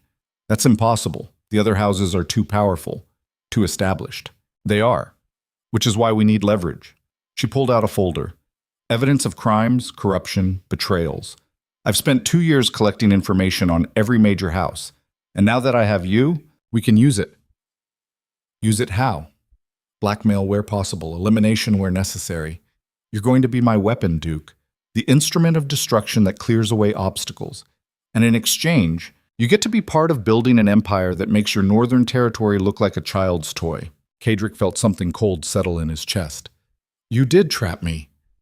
Gerard was right. No. Serafina's expression was intense. Gerard was half right. Yes, I need you to eliminate threats. But that's not a trap. That's partnership. I give you targets. You remove them. We both benefit. That's not exploitation. That's efficiency. You're asking me to become an assassin. I'm asking you to be what you've always been. A killer who doesn't apologize for it. The only difference is now you have direction, purpose. Instead of destroying randomly, you destroy strategically. And when I've served my purpose, when all the targets are dead and you have what you want, then we rule together, exactly as agreed. Or do you think I'd destroy the only person capable of maintaining what we've built? That would be stupid. And I'm not stupid. The logic was sound. Too sound. Which meant either she was telling the truth or she was better at lying than anyone he'd ever met. Who's first? He asked quietly. Serafina smiled. It was the smile of someone who'd just won. Lord Thorne, Marcus's father. He's been investigating me since his son died. Getting close to proof. We need him gone. How? Make it look like an accident. You're good at that. I've seen your work. When? Tonight. His estate is 2 hours south. I'll provide maps, guard schedules, everything you need. Kadric looked at her. Really looked at her. Saw the truth finally. This was always the plan. The marriage was just set up. The real goal was turning him into your personal weapon. Yes. Serafina didn't flinch. But that doesn't make it a betrayal. I was honest about what I wanted. Power, freedom, the ability to build something. You're the tool that makes that possible. And in exchange, you get to be part of something bigger than yourself. That's not a trap. That's an offer. No, it's slavery, dressed up as partnership, dressed up as only if you refuse to see the benefit. She stepped closer. You were exiled, stripped of everything, wandering south with no purpose except obsession with a woman you barely knew. I gave you purpose, direction, a reason to exist beyond your own destruction. That's not slavery, that's salvation. The words hit harder than they should have, because they were partially true. He had been wandering, had been lost, and Serafina had offered structure when everything else was chaos. But structure built on lies was just another prison. I won't do it, he said. Then what will you do? Walk away? We're married, legally bound. If you leave, I'll destroy you. Use every resource this family has to hunt you down and end you. Or you can stay. Accept what this is, and help me build something that makes both our names immortal. Those aren't choices. That's coercion. That's reality. Serafina's voice was cold now. You're standing at a crossroads. One path leads to working with me and gaining everything you wanted. The other leads to fighting me and losing everything, including your life. Choose. Kaedric felt the trap close completely, saw the full shape of it. She'd played him perfectly from the beginning, the letters, the invitation, the marriage. All of it was preparation for this moment, where he was bound legally and backed into a corner with no good options. Gerard had been right. Serafina was dangerous in ways he hadn't understood, but Gerard had been wrong about one thing. Kaedric wasn't trapped, he was released, because now he finally knew the truth. Serafina saw him as a weapon, a tool, something to be wielded and controlled. She'd mistaken his obsession for weakness, his desire for submission. She'd forgotten that wolves were most dangerous when cornered. "I'll kill Thorn," he said quietly. Serafina's smile was triumphant. "Good. I knew you'd see reason, but after that, we renegotiate our terms. Full partnership, equal decision-making, or I turn this weapon on you." The smile faded. "You wouldn't dare." "I control everything. The money, the connections, I control violence. And violence is the foundation everything else is built on. You can threaten me with social destruction. I can threaten you with the literal kind. So either we become actual partners or we become enemies. Your choice." The silence was absolute. Serafina stared at him, really seeing him for the first time, understanding that maybe she hadn't trapped him. Maybe she'd just released something she couldn't control. "Fine," she said finally. "Equal partners. But Thorn dies tonight." "Tonight," Kaedric agreed. She handed him the documents, maps, guard rotations, floor plans, everything he needed to kill a man and disappear without trace. Kaedric took them, walked to the door. "One more thing," he said. "What?" "If you ever try to manipulate me again, I won't renegotiate. I'll just kill you. Understand?" Serafina met his eyes. For the first time, he saw something that might have been fear. Understood. He left, walked out of the estate into the night. The marriage was consummated by betrayal instead of love. And now he was exactly what she'd wanted him to be. A weapon. But weapons cut both ways. And Serafina Vale was about to learn the difference between wielding a blade and holding a viper. Behind him, in the estate, Serafina stood alone in her war room, surrounded by maps and plans, and the slow realization that maybe she'd made a mistake, that maybe some monsters couldn't be controlled, only released. The night swallowed Kaedric whole as he rode south toward the Thorn estate. The moon was a sliver of bone against black sky. Wind cut through his coat like it was searching for his spine, cold enough to make breathing painful, cold enough to remind him he was still alive. For now. The documents Serafina had given him were thorough. Floor plans marked in red ink, guard rotation schedules down to the minute, notes about Lord Thorn's habits written in handwriting that was almost too elegant for what it described. The old man took his evening walk at 9, always alone, always through the gardens. 15 minutes of vulnerability in a life otherwise protected by walls and armed men. Serafina had been planning this for months, maybe longer. She'd probably been planning Kaedric's involvement from the moment she wrote that first letter. Every word calculated. Every invitation designed to bring him exactly here, to this road, to this choice, to this moment where he became exactly what she needed him to be. A weapon. The thing about weapons was that they didn't care who they cut. Serafina had forgotten that. Or maybe she'd never understood it. She'd mistaken his obsession for control, thought that wanting her meant obeying her. But desire wasn't submission. Desire was just another kind of hunger. And hungry things bit. He was going to kill Lord Thorn tonight. Not because Serafina ordered it, but because killing Thorn served his own purpose now. The old man was investigating Serafina, getting close to proof that would destroy her. And if she fell, Kaedric's marriage became worthless. He'd be right back where he started, exiled, powerless, nothing. So Thorn had to die. Not for Serafina's empire, for his own survival. That was the difference between being a weapon and being a predator. Weapons were wielded. Predators chose their prey. The Thorn estate appeared after 2 hours of riding, smaller than the Vale house but still substantial. Stone walls, iron gates, guards posted at intervals that suggested military discipline. Lord Thorn had been a general before retirement, had fought in 3 different wars. He knew how to protect himself. But knowledge didn't make you immortal. It just made your death require more planning. Kaedric dismounted a quarter-mile from the estate, left the horse tied to a tree, approached on foot through shadows that seemed to thicken as he moved. The guards were exactly where Serafina's documents said they'd be. 2 at the main gate, 1 patrolling the east wall, another on the west. Predictable, professional, fatal. He avoided them all. Scaled the south wall where thick ivy provided handholds, dropped into gardens that smelled like roses and earth and secrets buried deep.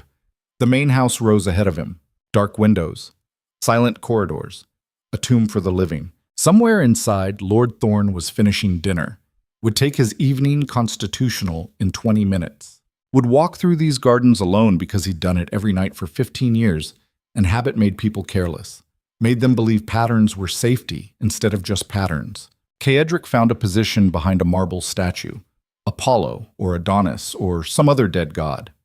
Waited, breathing slowly, letting his heart settle into the rhythm of what was coming. Violence had its own cadence, its own music. You just had to be still enough to hear it. 15 minutes passed like centuries. Then the door opened. Light spilled across the gardens, and Lord Thorne emerged. He was older than his years, 70 at least, but moving like 80. The kind of age that came from carrying too much weight for too long. Gray hair, lined face, but his eyes were sharp, alert. The eyes of someone who'd survived by noticing things other people missed. He walked slowly along the garden path, hands clasped behind his back, lost in thought or memory or whatever occupied the minds of old generals who'd traded swords for books. Caedric moved from behind the statue, silent, practiced. 20 years of violence had taught him how to make death quiet, how to transform murder into something that looked almost peaceful. He was 3 steps away when Thorne spoke without turning. "I was wondering when you'd arrive." Caedric froze. The old man turned slowly, met his eyes across the distance. "You're the Duke. Ashbourne. I've seen sketches, descriptions. You're younger than I expected, more desperate looking. But then exile does that to men. How did you know? That you were here?" "I didn't, but I knew someone would come eventually. My son's death wasn't an accident. I've known that for 2 years. And I've been waiting for whoever killed him to finish the job. I didn't kill your son." "No, but you're here to kill me. So the distinction doesn't matter much, does it?" The old man's calm was unnerving. Most people faced with their own murder showed fear, panic, something. But Thorne just stood there like they were discussing weather instead of mortality. "Serafina sent you," Thorne continued. "My son figured out what she was, started collecting evidence. She had him killed before he could expose her. Now she sent you to silence me before I can finish what Marcus started. Then you know why I'm here." "I do. And I'm not going to beg. I'm too old for that. Too tired. I've fought enough battles, buried enough friends. If tonight's the night, so be it. Just like that? No attempt to escape? To negotiate?" Thorne smiled sadly. "What would be the point? You need me dead. Serafina needs me dead. And I'm exhausted from trying to survive a world that rewards monsters like you. So no negotiation, no escape. Just get it over with." Caedric studied him, looking for deception, for tricks, found only resignation. The kind of deep weariness that came from losing things that mattered. It made what came next harder than it should have been, because killing someone who fought back was easy, natural. But killing someone who'd surrendered, someone who just wanted it finished, that required a different kind of cruelty. The kind that came from understanding that mercy was weakness and weakness was death. Caedric drew the knife from his belt. 6 inches of steel sharp enough to split silk. Sharp enough to end a life with minimal struggle. "One question first," he said. Thorne nodded. "What proof did your son have?" "Against Serafina. Documents. Financial records showing how she'd been embezzling from the family business. Correspondence proving she'd manipulated her father's illness, made him sicker, accelerated his death to speed up her inheritance. Marcus had it all. Every piece of evidence needed to destroy her. Where is it now? Gone. Serafina's people found it after Marcus died, took everything. That's why I've been starting over, trying to rebuild the case. But I'm old, slow. She'll kill me before I finish. We both know that." "Then why try?" "Because..." Thorne's voice was quiet. "Because someone has to. Someone has to stand against people like her, like you. Someone has to say that this isn't how the world should work, even if saying it costs everything. Noble, necessary. If everyone just surrenders to monsters, the monsters win. Completely. Permanently. I can't stop that, but I can at least resist. Even if resistance is futile, the words hit Kadric somewhere behind his ribs, because they were true. Thorn was right. Someone did have to resist, had to fight against the darkness even when fighting was suicide. That was what separated civilization from chaos, the belief that some things mattered more than survival. Kaedric had abandoned that belief years ago, had decided that survival was the only thing that mattered, that everything else was lies people told themselves to feel important. But standing here in this garden, knife in hand, facing an old man who'd chosen resistance over safety, he felt something shift, some foundation crack, not enough to change what he was, but enough to make him aware of what he'd become. "I'm sorry," Kedrick said. "For what? For what comes next? Don't be." Thorn met his eyes. "You're doing what your nature demands. I'm doing what mine demands. We're both prisoners of what we are. The only difference is I've made peace with my prison. You're still fighting yours." The knife moved fast, professional, between the ribs and up into the heart. Death came quickly, quietly. Thorn's eyes widened slightly, then dimmed. He collapsed into Kedrick's arms like weight surrendering to gravity. Kedrick lowered him to the ground, arranged the body to look peaceful, closed the old man's eyes. It was the closest thing to respect he could offer. A gentle murder, if such a thing existed. Behind him, footsteps on gravel. He turned fast, knife ready, expecting guards, expecting confrontation. Instead, he found Serafina. She stood at the edge of the gardens wearing a dark cloak that made her look like shadow-given form. Her expression was unreadable, cold, calculating. The face of someone watching an experiment conclude. "You came," Kadric said. "I wanted to see if you'd actually do it, if you'd kill for me the way you killed for yourself in the north." "He's dead. Does it matter why?" "It matters." She walked closer, looked down at Thorn's body. "Good. That's one obstacle removed. 5 more major houses to deal with. 20 smaller ones. 2 years of work ahead of us if we're efficient. We need to talk." "About what?" "About the fact that I'm not your weapon. I'm your partner. Equal terms. Or this ends badly for both of us." Serafina smiled. It didn't reach her eyes. "You think you have leverage? You just murdered a retired general in his own garden. I have witnesses who can place you here. Evidence that will destroy you. If you don't cooperate, I'll hand you to the authorities and walk away clean. And I'll tell them everything. About your embezzlement. About accelerating your father's death. About Marcus. All of it. We'll both burn. Maybe. Or maybe they'll believe the grieving widow who was manipulated by a violent exiled duke. Maybe I survive and you don't." The knife was still in Kaedric's hand, still slick with Thorn's blood. It would be easy. One movement, fast and final. End this before it got worse. But killing Serafina meant losing everything. The marriage, the legitimacy, the chance to rebuild some kind of power. He'd be back to exile. Back to nothing. Unless there was another option. "You want to control me?" he said quietly. "Make me your attack dog. Use my capacity for violence to clear your path to power." "Yes. And you think I'll accept that because I have no choice? Because you've trapped me legally and socially and every other way that matters." "Exactly. You're wrong." Serafina's expression didn't change, but something flickered in her eyes. Not fear, not yet, but awareness. The recognition that maybe she'd miscalculated. "How am I wrong?" "Because violence is the foundation. Everything else is built on. You have money, connections, legal authority. But all of that disappears the moment someone is willing to use force against you. And I'm that someone.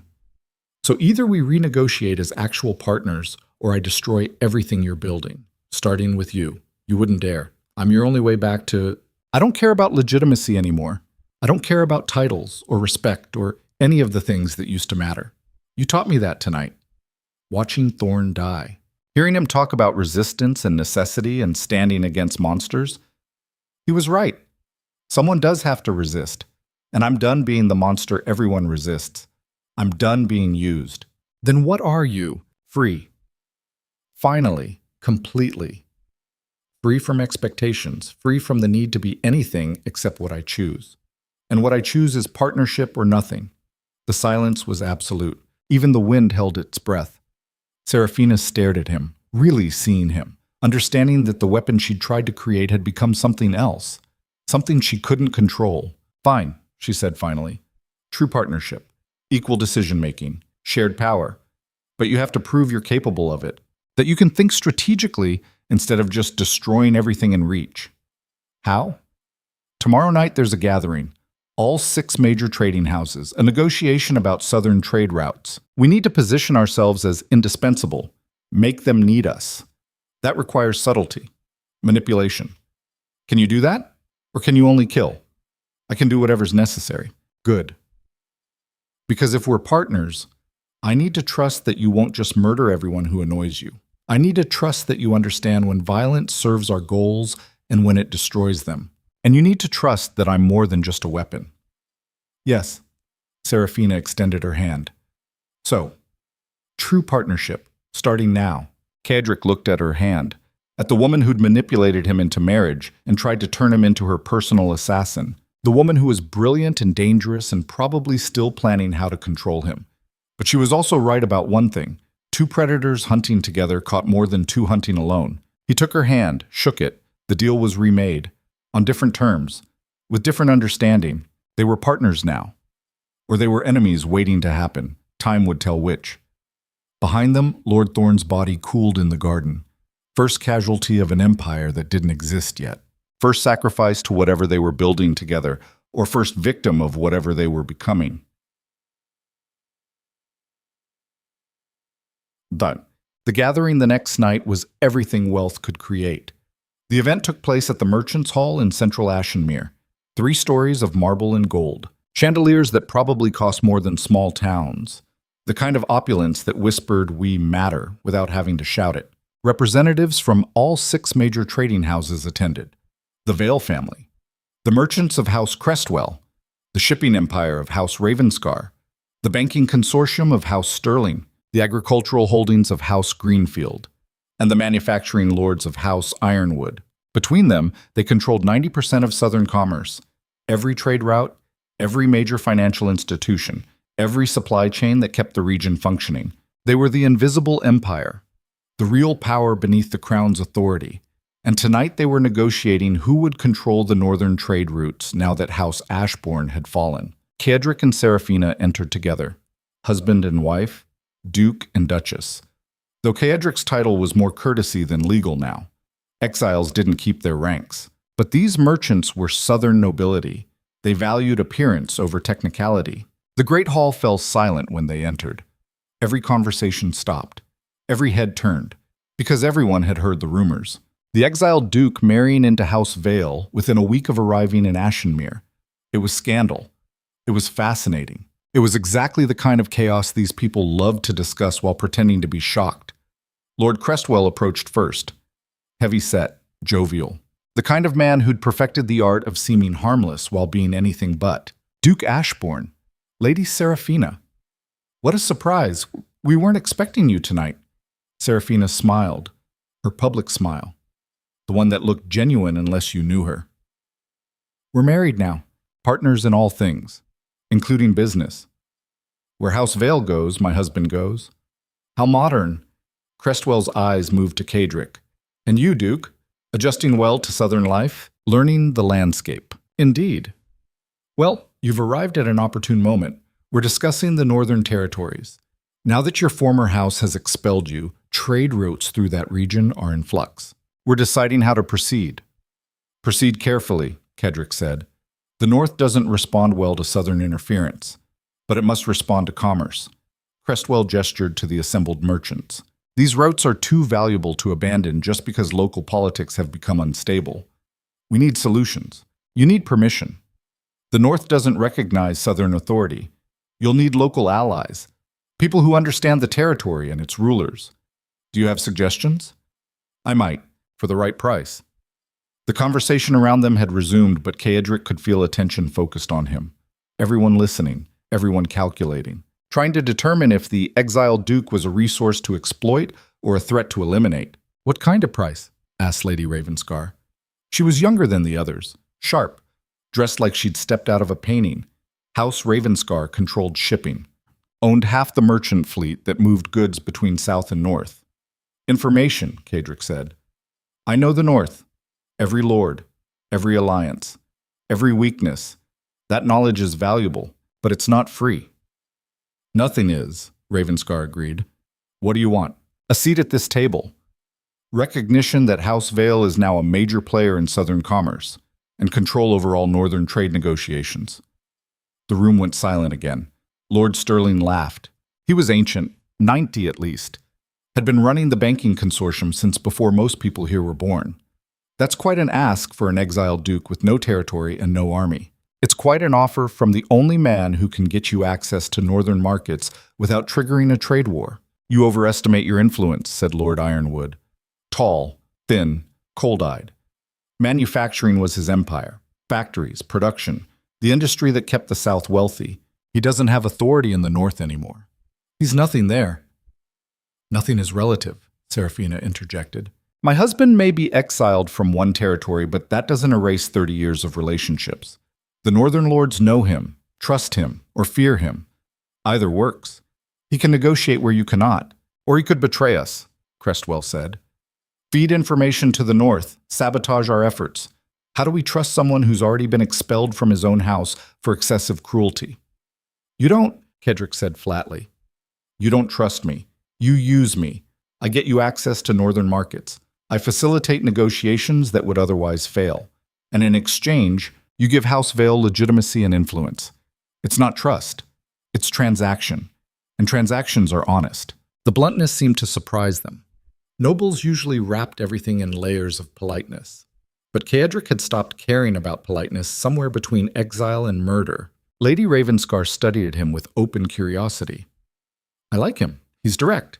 Refreshing change from the usual political dancing. She looked at the others. I vote we accept. Give House Vale a seat. Let the Duke negotiate northern access. If he succeeds, we profit. If he fails, we lose nothing. We lose credibility, Ironwood countered. Associating with an exile damages our reputation. Reputation is smoke, Ravenscar said. Profit is real. I choose real. The debate continued. Arguments for and against. These merchants had spent lifetimes perfecting the art of discussion, turning simple decisions into elaborate performances. But beneath the performance, Kedrick could see calculations happening, everyone measuring risk against reward. Finally, Sterling spoke. His voice was rough with age but carried absolute authority. We'll put it to a vote. All in favor of granting House Vale a seat and allowing Duke Ashbourne to negotiate northern trade on our behalf? 3 hands rose. Ravenscar, Sterling himself, and surprisingly, Greenfield, the agricultural lord who'd been silent all night. Those opposed? 2 hands. Ironwood, Crestwell. Abstentions? No one moved. Sterling nodded slowly. Motion carries. House Vale has a seat. Duke Ashbourne will handle northern negotiations. But understand this. She looked directly at Caedric. If you betray this council, we will destroy you. Not just financially, not just socially. We will erase you from existence. Every merchant in the South will have orders to refuse you service. Every noble house will be instructed to treat you as enemy. You'll have nowhere to run, nowhere to hide. Are we clear? Crystal. Good. Welcome to the council. Try not to make us regret this. The meeting continued. Details were discussed. Trade routes mapped. Percentages negotiated. Caedric stood beside Serafina and watched an empire being built in real time. Not through conquest, through commerce, through the quiet accumulation of power that looked like business instead of war. It was elegant, efficient, and infinitely more dangerous than anything he'd done in the North, because Northern power was obvious. Armies, titles, territory. You could see it, measure it, fight it. But this was invisible. Power woven into contracts and trade agreements and financial dependencies so complex that no one could untangle them without destroying everything. This was how the real world worked, not through violence, but through making violence unnecessary. Serafina had understood that from the beginning, had built her plan around it, and now she'd positioned them at the center of it. The woman was brilliant, terrifying, exactly as dangerous as Caedric had suspected, which meant trusting her was suicide. And yet here he was, trusting her anyway, because what other choice existed? Kiss. They left the gathering near midnight. walked through empty streets toward the Vale estate. Guards followed at a distance. Professional protection, the kind wealthy people bought without thinking about it. That went well, Serafina said. It went according to your plan. Our plan. We're partners now, remember? Are we? Or am I still just the weapon you've pointed at obstacles? She stopped walking, turned to face him under lamplight that made her look carved from marble instead of flesh. You want honesty? Fine. Yes. I manipulated you, brought you here with specific intent, planned to use your capacity for violence to clear my path. But that was before. Before what? Before I realized you were capable of more than destruction. Before tonight. Watching you negotiate with the council. Seeing you think strategically instead of just reacting violently. That changed things. Changed them how? Made me reconsider what we could be. If we're both capable of strategy and force. If we can both think and act. Then partnership isn't just useful, it's necessary. Two people who can operate at both levels? That's not a weapon, that's an empire. You're saying you actually want partnership now? Not just agreeing to it because I forced the issue? I'm saying I see potential I didn't see before. And potential is worth investing in. Kedrick studied her face, looking for lies. For manipulation dressed as honesty, found only calculation, which was somehow more trustworthy than emotion would have been. Because calculation was real. Calculation was something he understood. There's a problem, he said. What? I killed a man for you last night. Crossed a line I said I wouldn't cross. Became the thing I've been trying not to become. And I did it because you backed me into a corner. Because you gave me no choice except violence or surrender. I know. That can't happen again. If we're partners, then we make decisions together. No more traps, no more manipulation, no more corners. Agreed. But you have to do something too. What? Stop seeing partnership as weakness. Stop treating trust like it's a trap waiting to spring. You spent 30 years in the North learning that everyone betrays everyone. That's not reality. That's just the reality you created by treating everyone like enemies. Maybe they earned it. Maybe you never gave them the chance not to. The words hit hard because they were partially true. Kedrick had spent his life assuming betrayal, expecting it. And when you expected betrayal, you created it. Turned neutral actors into enemies through sheer suspicion. But changing that meant vulnerability, meant accepting that maybe people could be honest. And vulnerability was how you got destroyed. I don't know if I can do that, he admitted. Try. Serafina's voice was softer now. For 6 months. Give me 6 months of actual trust, actual partnership. If at the end you still think I'm manipulating you, then we end this. You walk away, or kill me, or whatever your nature demands. But give me 6 months to prove that maybe, possibly, we could build something real. Why 6 months? Because that's how long it'll take to consolidate power over the Southern Trade Network.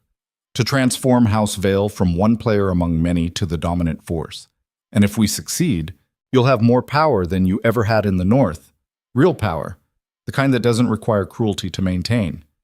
And if we fail, then we both lose everything and probably die. But at least we'll die trying to build something instead of just destroying things.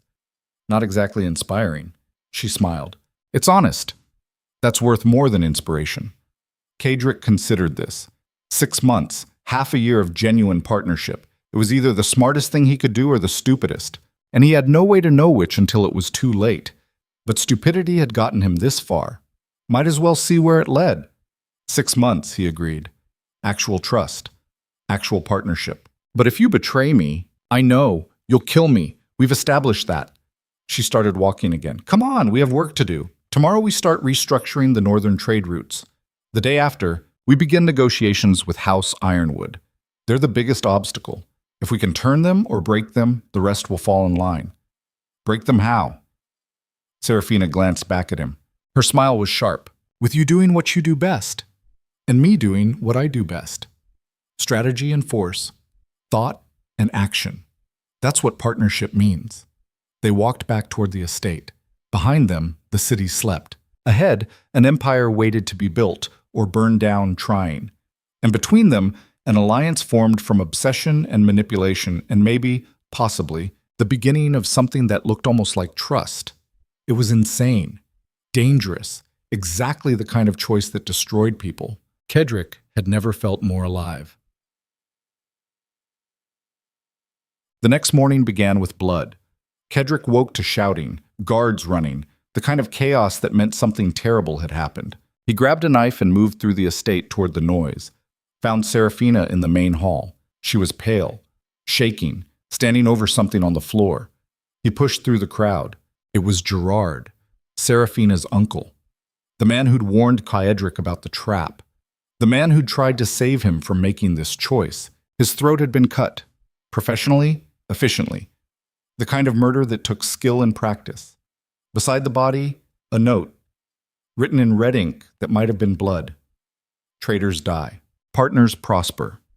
Choose wisely. Kaedric looked at Serafina. She met his eyes, and in that moment he saw the truth. She'd done this, killed her own uncle, not as a threat to Kaedric, but as a message. Proof that she was serious about partnership, that anyone who tried to undermine it would be eliminated, even family. It was monstrous, ruthless, exactly what a true partner would do. Remove obstacles, protect the alliance, whatever the cost. Kaedric should have been horrified, should have recognized this as confirmation of everything Gerard had warned him about. Instead, he felt something else entirely. Respect. Because this was what real partnership looked like. Not pretty words about trust and cooperation, but brutal elimination of anything that threatened their alliance. This was honesty. This was what they really were. Not partners in some noble sense, but partners in monstrosity. Two predators who'd decided hunting together was more efficient than hunting alone. And if that made them monsters, then so be it. Monsters survived. Monsters built empires. Monsters remade the world in their image. He looked at Serafina across her uncle's corpse. Together? He asked quietly. She nodded. Together. And in that moment, something changed. Some final line crossed. They weren't pretending anymore. Weren't trying to be civilized or noble or anything except exactly what they were. Two people willing to burn the world if it meant getting what they wanted. The empire they were building would either be magnificent or catastrophic. Probably both. Outside, dawn broke over Ashenmere. Inside, two monsters stood over their first shared kill and planned the destruction of everyone who stood between them and absolute power. The game had truly begun. The blood was still wet on the marble floor when the counterstrike arrived. Not immediately. Not with the chaos of Gerard's murder still unfolding, but 3 hours later, when the house had quieted and servants had cleaned the body away, and Serafina and Kaedric stood in her study planning their next move. That was when the doors burst open. 6 men. Armed. Professional. Not guards or common thugs, but soldiers wearing the colors of House Ironwood. They moved with military precision, surrounding the desk before either Kaedric or Serafina could react. Behind them, Lord Ironwood himself entered, tall and cold-eyed as always. But now there was something else in his expression, triumph. The look of someone who'd been waiting for exactly this moment. Duke Ashbourne, Lady Serafina, you're both under arrest for the murder of Gerard Vale. Kaedric's hand moved toward the knife at his belt. 3 crossbows immediately trained on his chest. The message was clear. Try it and die. On what authority? Serafina's voice was level despite the weapons aimed at them. You have no legal standing to arrest anyone. I have the authority of this. Ironwood produced a document, a warrant signed by the regional magistrate. Testimony from 3 servants who witnessed you and your husband standing over Gerard's body. Evidence of premeditated murder. More than sufficient for arrest and trial. Those servants are lying. Perhaps. But they're my servants now, purchased this morning with enough gold to ensure their testimony holds. You see, I've been waiting for you to make a mistake, and murdering a family member in your own home? That's quite the mistake. Kaedric watched the soldiers. Counted angles. 3 crossbows meant 3 simultaneous triggers. Even if you move fast enough to dodge 2, the 3rd would hit. And they were positioned to ensure clean shots. No way to use Serafina as a shield. No way to reach Ironwood before dying. It was a perfect trap. The kind that came from patient planning and thorough preparation. They'd been outmaneuvered. The realization settled into Kaedric's chest like ice water. For all their strategy and partnership and careful maneuvering, they'd missed something. Had become so focused on building their empire that they'd forgotten to watch for knives coming at their backs. Why? Serafina asked. Why now? You voted to accept us into the council just yesterday. Ironwood smiled. It was cold as midwinter. I voted to let you hang yourselves. Give you enough rope, as they say. And you obliged beautifully. The northern exile and the ambitious daughter, playing at power. Did you really think the established houses would let you disrupt centuries of careful balance? You were useful for a moment, a way to access northern markets. But useful tools get discarded once their purpose is served. You planned this from the beginning, from the moment I heard you'd married. Two volatile elements combining? That was always going to explode. I just had to wait for the right moment. And Gerard's murder? Perfect. A family killing. Witnesses. Evidence. The magistrate had no choice but to issue the warrant. Serafina's jaw tightened. Kedrick could see her mind working, looking for exits, for leverage, for any way out of this. Finding nothing. The trial will be public, Ironwood continued. Very public. The entire South will watch as you're convicted and executed. It will be a lesson about what happens when people overreach, when they forget their place in the natural order. And you take control of House Vale's assets in the chaos, Kedrick said quietly. Of course, someone must stabilize the situation. House Ironwood will absorb Vale's trading interests. For the good of the region, naturally. Within 6 months, we'll control 40% of Southern commerce. That's real power, the kind built on foundations rather than ambition. You're no different than us. I'm completely different. Ironwood's voice was ice. I understand patience, careful planning, the long game. You two are all impulse and violence and grand gestures. That's why you lose. Power isn't taken in dramatic moments. It's accumulated slowly, quietly, over decades. And you never learned that lesson. The soldiers moved forward, hands reached for Kedrick and Serafina. Cold steel of shackles gleamed in lamplight. This was the end, not dramatically, not with fire and blood and last stands. Just arrest, trial, execution. The machinery of law grinding them into dust while the world watched and took notes about overambition. Kedrick looked at Serafina. She met his eyes. And in that moment, something passed between them. Not love, not even affection, just understanding. Recognition that they'd played the game as hard as they could and lost anyway. Sometimes the monsters didn't win. Sometimes they just died. The shackles closed around Kedrick's wrists with the finality of tomb doors sealing shut. Vaults. The prison beneath the magistrate's hall was designed for nobility accused of crimes, which meant it was cleaner than common dungeons but no less secure. Stone walls, iron doors, guards who watched without speaking. They kept Kedrick and Serafina in separate cells. No contact, no communication, just isolation, and the slow realization that everything they'd built had collapsed in less than a day. Kedrick sat on the narrow cot and thought about failure, about how strange it felt. He'd failed before. Small failures. Tactical mistakes that got people killed or plans that collapsed. But nothing like this. Nothing so complete, so absolute. This wasn't just losing. This was being erased. Every move he'd made since exile had led here, to this cell, to this ending. And the worst part was he couldn't even be angry about it. Ironwood had played them perfectly, had understood their nature better than they'd understood themselves. Ambition without patience was just noise. And noise got you killed. 3 days passed. Then the trial began. They brought Kedrick to the courtroom in chains, paraded him past crowds who'd gathered to watch the fallen duke receive justice. Their faces showed everything from anger to satisfaction to pity. None of it mattered.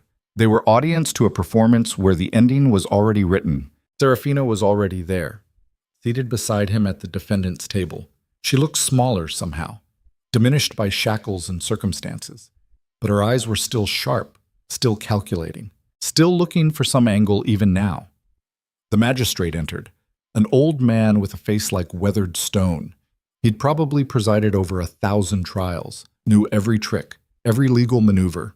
This wasn't his first noble execution. The charges were read. Murder, conspiracy, corruption. Each one backed by testimony from servants who'd seen exactly what Ironwood needed them to see. Each one carrying the weight of law and public opinion. The evidence was presented. Gerard's body. The note written in blood. Testimony about the marriage and the partnership and the elimination of obstacles. It painted a picture of two people so consumed by ambition that they'd murdered family to achieve it. It was accurate. That was the problem. They had killed Gerard.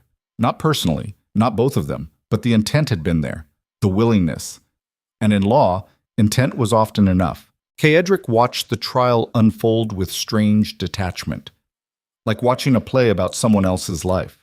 The prosecution made its case. Their defense attorney, provided by the court, offered weak rebuttals that convinced no one. The audience watched with the hungry attention of people witnessing something historic. Then came the moment he'd been dreading. The magistrate called Serafina to testify.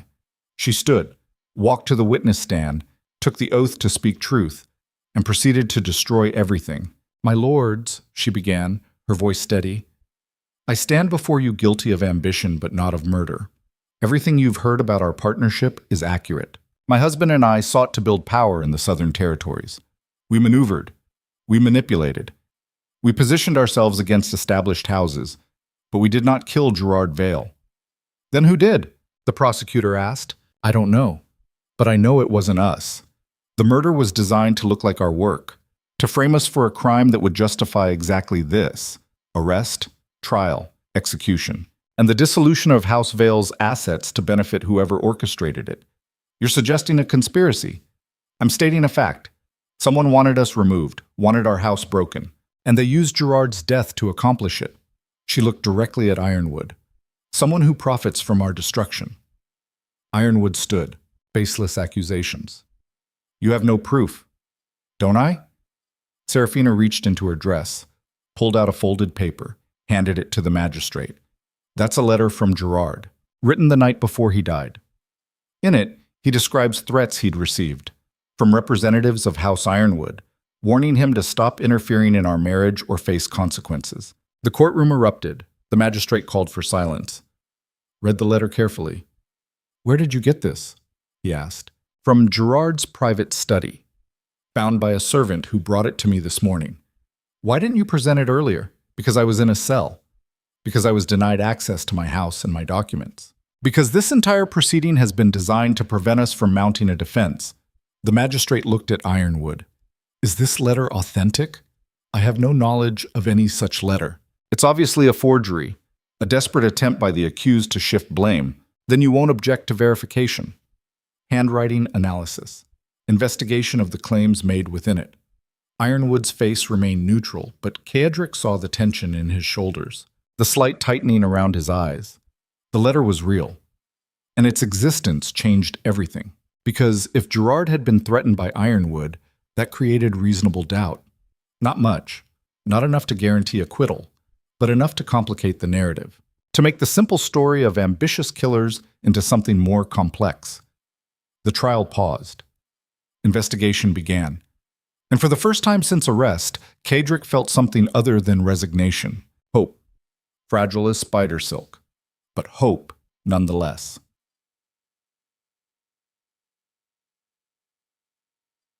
The investigation took a week.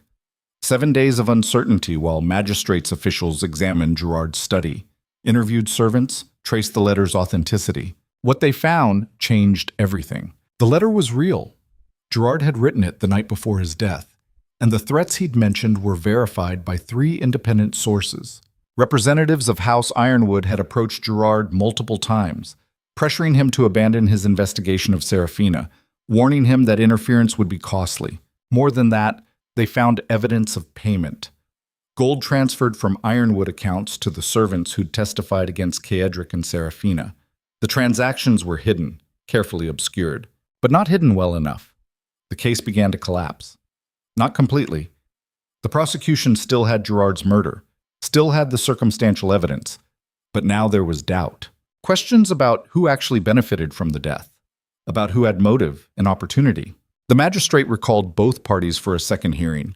This time, Ironwood looked less confident. His testimony was defensive, explaining away the payments as routine business expenses, claiming the threats were misunderstood conversations, insisting that the investigation was politically motivated. But doubt had taken root, and once doubt existed, certainty became impossible. The magistrate deliberated for 3 days. When he returned to the courtroom, his expression was grave. "In the matter of Gerard Vale's murder," he said, "I find insufficient evidence to convict either defendant beyond reasonable doubt. The case is dismissed. Duke Ashbourne and Lady Serafina are free to go." The courtroom exploded. Shouts of anger and approval mixed together. Ironwood's face went white. Kedrick felt the shackles removed from his wrists, felt air that suddenly seemed easier to breathe. They'd won. Not cleanly, not triumphantly, but they'd survived. As they left the courthouse, Kedrick leaned close to Serafina. The letter. Gerard really wrote it? She looked at him, smiled slightly. Does it matter? It was forgery. You created it. I created leverage. Used Gerard's death to expose Ironwood's real intentions, turned their trap back on them. That's what partnership means. Using every tool available. You committed fraud in a murder trial. I saved our lives. She stopped walking. You want to judge me for that? Feel free. But we're alive because I was willing to do what was necessary, not what was noble, not what was honorable, what was necessary. Kedrick stared at her.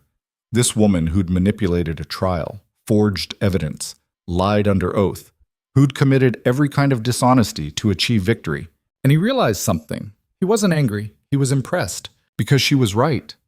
They were alive because she'd been willing to cross lines he hadn't even considered.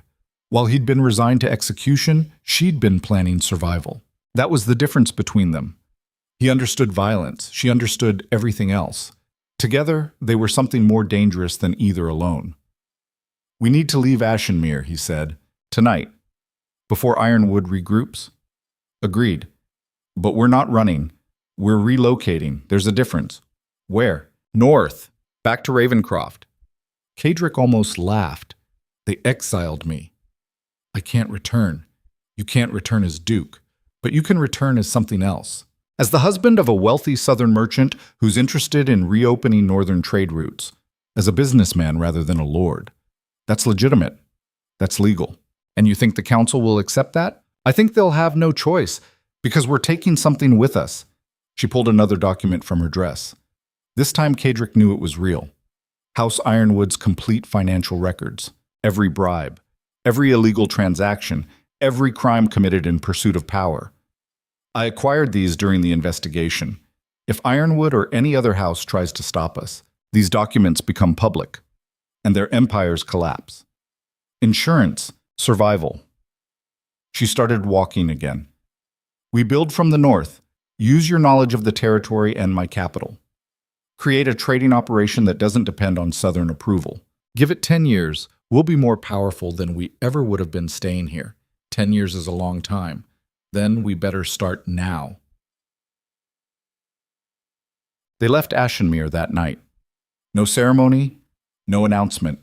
Just two people on horses riding north through darkness toward a territory that had once expelled one of them. The journey took 6 days, long enough for Kedrick to think about what they'd survived. About Gerard's murder and Ironwood's trap and Serafina's fraud and the strange way all of it had combined to create something like survival. Power was supposed to be about strength, about dominating opponents through force or fear. That was what the North had taught him, what he'd believed for 30 years. But the South had shown him something different. That power was also about adaptation, about bending instead of breaking, about using every tool including dishonesty and manipulation and fraud when those tools served survival. It wasn't noble, it wasn't honorable, but it was effective. And effectiveness was the only morality that mattered when you were one mistake away from execution. On the 6th night, they stopped at an inn on the border, the same border Kedrick had crossed months ago, when he'd been exiled and broken and certain of nothing except obsession. Now he was married, wealthy, alive, and returning to the North not as a supplicant, but as something the council would have to negotiate with. It wasn't redemption, but it was transformation, and transformation was its own kind of victory. That night, in a room that smelled like old wood and older promises, Serafina spoke the first honest words Kedrick had heard from her. I didn't expect to survive the trial. Neither did I. But you were ready to die. I saw it. You'd accepted it, like it was inevitable. It felt inevitable. Ironwood had built the perfect trap. I couldn't see a way out. So you stopped looking. She turned to face him in the darkness. That's your weakness. When you can't see victory, you accept defeat. You surrender to fate instead of fighting it. Fighting doesn't always work. Neither does surrendering, but at least fighting gives you a chance. Is that what you were doing? Fighting? Always. Every moment. Even when it looks like I've lost, I'm fighting, because the alternative is giving up, and giving up is death. Kaedric was quiet for a long time. You're more ruthless than I am, he said finally. I thought I was the monster in this partnership. But you're something else entirely, something without limits or lines or any concept of too far. Is that a compliment or an accusation? Neither, just observation. Serafina smiled in the darkness. Then observe this. We survived because I was willing to lie and cheat and forge evidence. But we're only here because you were willing to kill and threaten and be the monster everyone feared. We needed both. The ruthlessness and the violence, the fraud and the force. That's what partnership means. Not being the same, being complementary, two predators hunting together? Exactly. And what are we hunting now? Everything. Power, wealth, control. The ability to remake the world according to our design. She paused. Or maybe just the ability to survive in a world designed to destroy people like us. People like us. Monsters who've forgotten how to pretend, who've chosen ambition over safety, who've decided that burning the world is acceptable if it means getting what we want. You say that like it's a bad thing. It's a dangerous thing, but dangerous and bad aren't the same. Dangerous just means powerful. And power is what we need. To do what? To build something that can't be destroyed the way we almost were. Something permanent, real, an empire that doesn't depend on anyone's approval or permission. That's going to take time. We have time. As long as we're alive, we have time. Kaedric looked at her across the darkness. This woman who'd saved them through fraud and ruthlessness and absolute willingness to cross any line. This woman who saw the world as something to dominate and had never apologized for that vision. She was terrifying, brilliant, exactly as dangerous as he'd always known. And somehow, against everything he had believed about himself, he trusted her. Not because she was honest, but because her dishonesty was predictable, consistent. She would lie and manipulate and forge evidence and do whatever was necessary to survive. That was her nature. And nature was something you could build on. 6 months, he said. You asked for 6 months of trust. Let's start the count from tonight. Starting from when we almost died, starting from when we survived. That's what matters. Not how close we came to ending, but the fact that we didn't. Serafina nodded slowly. 6 months. True partnership. And if at the end you still think I'm manipulating you, we end this. Deal. They shook hands across the darkness. Two people who'd become more than the sum of their individual monstrosity. Two people who'd learned that survival sometimes required becoming exactly what you'd spent your life trying not to be. The North waited beyond the border. Ravencroft waited beyond that. And beyond Ravencroft, an empire waited to be built from ambition and ruthlessness, and the absolute refusal to accept defeat. It was insane. Impossible. Exactly the kind of choice that destroyed people, but destruction was just transformation by another name. And transformation was the only thing that mattered when the alternative was death. They crossed back into Northern Territory at dawn. The landscape hadn't changed. Still harsh, still brutal. Still the kind of place that created monsters or killed anyone too soft to become one. Kaedric felt something shift in his chest. Not homecoming. Home was a concept for people who'd never been exiled, but recognition. The North knew him, had shaped him. And now he was returning shaped by something else entirely. By the South's lessons about patience and manipulation and power that didn't announce itself. The combination was going to be interesting. They rode toward Ravencroft without announcement. No heralds, no ceremony. Just two travelers on a road that Kaedric had walked 1,000 times in his previous life. The castle appeared on the horizon, black stone against gray sky. Towers that looked like accusations, the place where he'd been duke, where he'd ruled through fear and absolute certainty, where everything had fallen apart because he'd mistaken cruelty for strength. He'd thought he'd never see it again. But here he was, not as duke, not as conqueror, just as someone who'd survived long enough to return. The gates were closed when they arrived. Guards recognized him immediately, weapons raised. Voices called out warnings. Kaedric raised his hands, empty, peaceful. I'm not here for violence, I'm here for negotiation. Tell Lord Matthias that Kaedric Ashbourne requests an audience, not as duke, as representative of Southern trading interests. The guards looked uncertain. Finally, one disappeared into the castle, returned 10 minutes later with Matthias himself. The old lord had aged, more gray in his beard, more lines around his eyes, but still standing straight, still carrying authority like it was woven into his bones. "Duke," he said. His voice was carefully neutral. "I didn't expect to see you again." "Neither did I.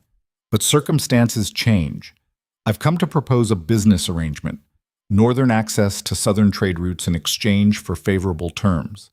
You were exiled. You have no authority to negotiate on the North's behalf." "I'm not. I'm negotiating on behalf of House Vale. Southern merchants who want access to your markets. I'm just the liaison." "Someone who knows both territories." Matthias studied him, then looked at Serafina. "And you are?" "Serafina Vale, Kadrick's wife, partner in all business ventures." She offered her hand. Matthias didn't take it. "The council won't see him," Matthias said. "You know that. The exile was absolute. He can't return to Ravencroft, not even for business." "Then we negotiate here," Kadrick said. "At the gates. I don't need to enter. I just need to talk." "About what?" "About the fact that southern merchants control 70% of the kingdom's commerce. About the fact that the North needs those trade routes or your economy collapses.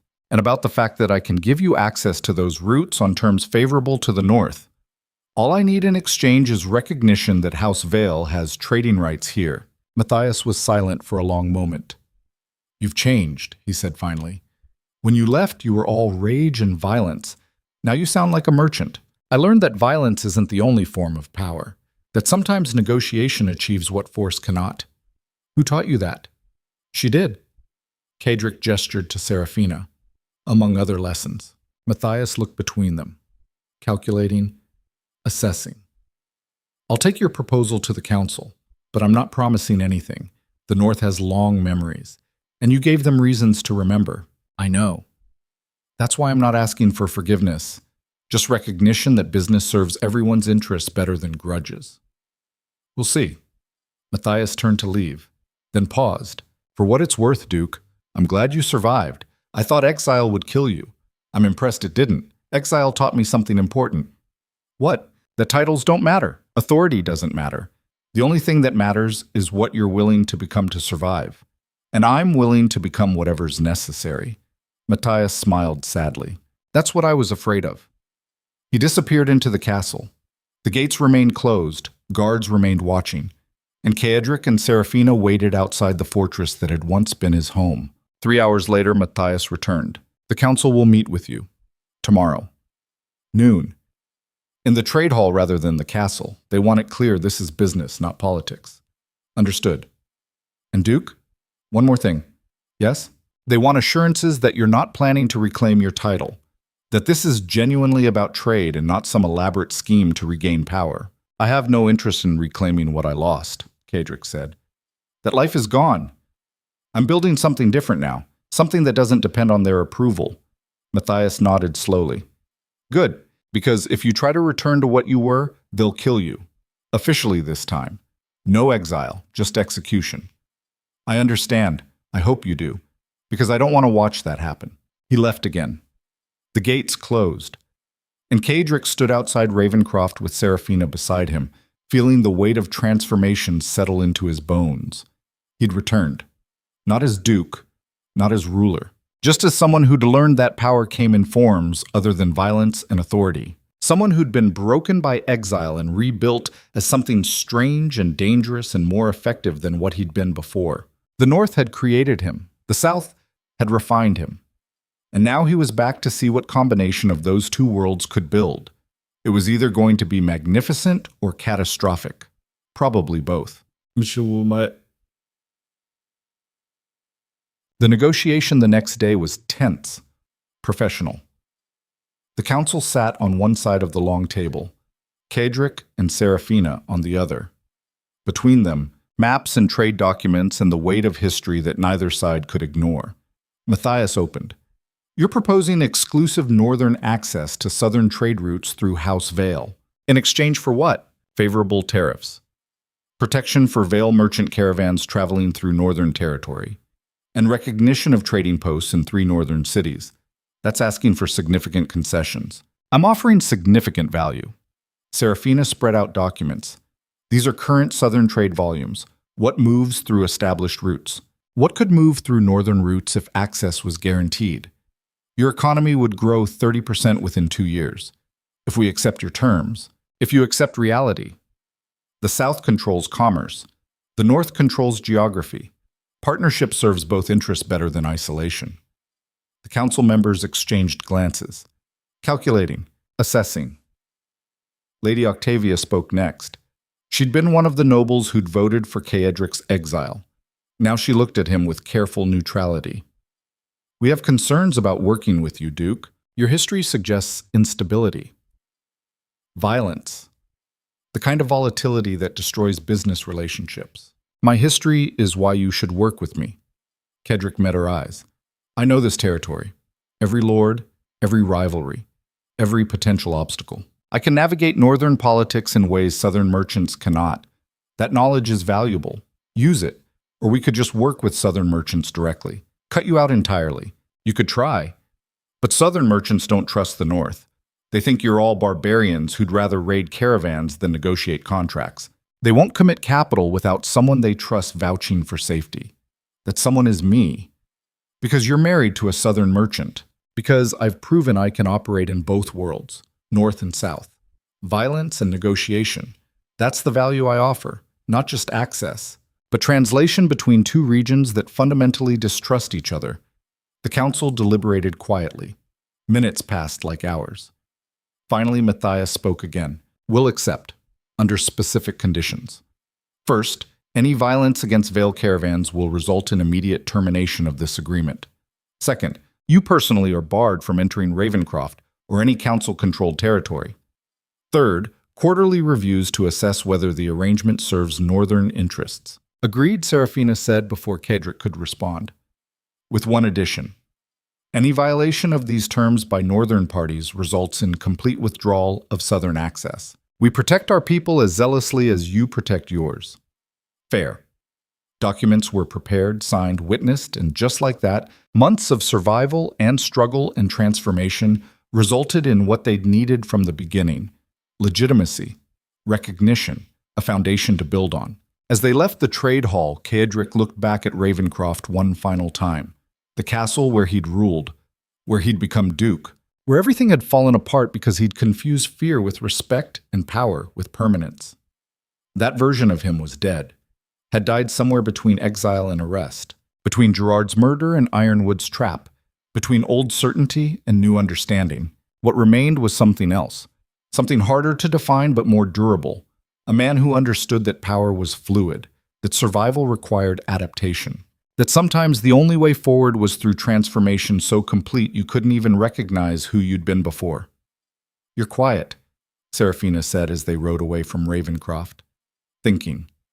About how strange it is. I spent 30 years building power in the north, became duke, ruled through fear, and lost it all in a single day. Then spent 6 months in the south learning different lessons, and now I'm back with more real power than I ever had before.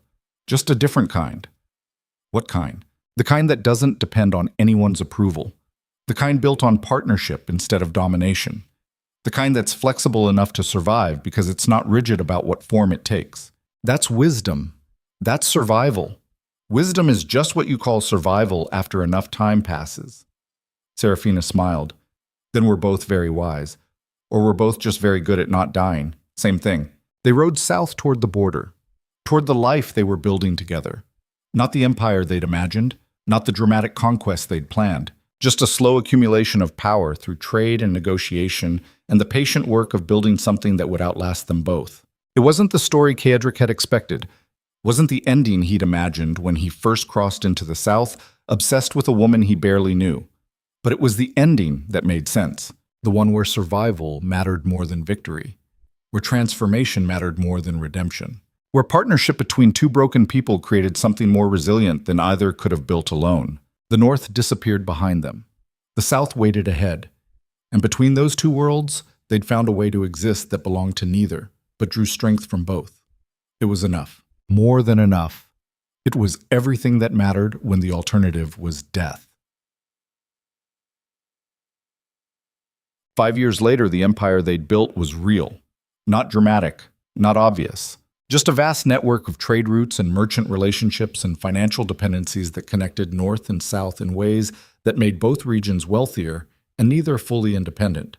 House Vale Ashbourne, as it was now called, controlled 40% of kingdom commerce. Not through violence, not through conquest. Through the slow, patient work of negotiation and deal-making and occasionally eliminating obstacles when negotiation failed. Cedric and Serafina operated from a mansion in the border territories. Neutral ground. Neither north nor south, but connected to both. From there, they managed an operation that employed thousands and influenced millions. They were not loved, but they were necessary, and necessity was more valuable than affection. The council at Ravencroft worked with them grudgingly but consistently. Southern merchants trusted them to navigate northern politics.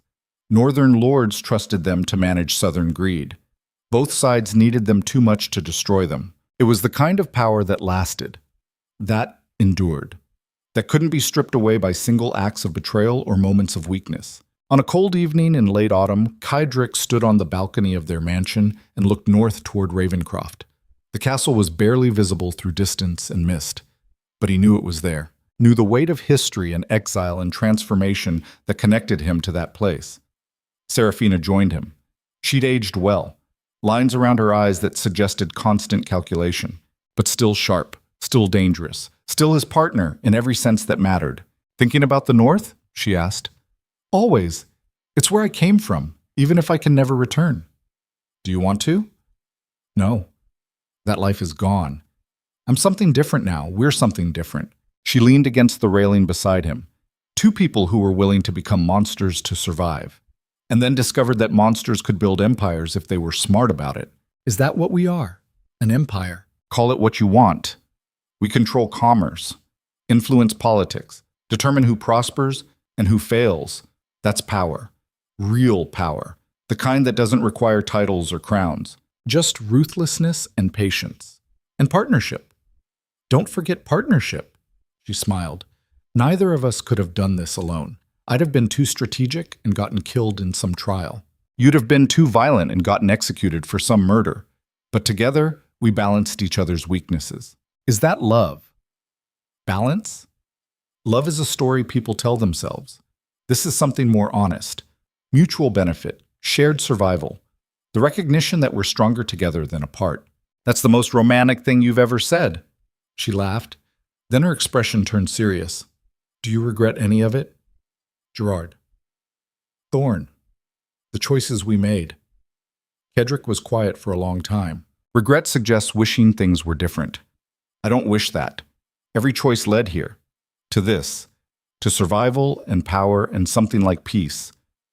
If I regretted the path, I'd have to regret the destination. That's not an answer. It's the only answer I have.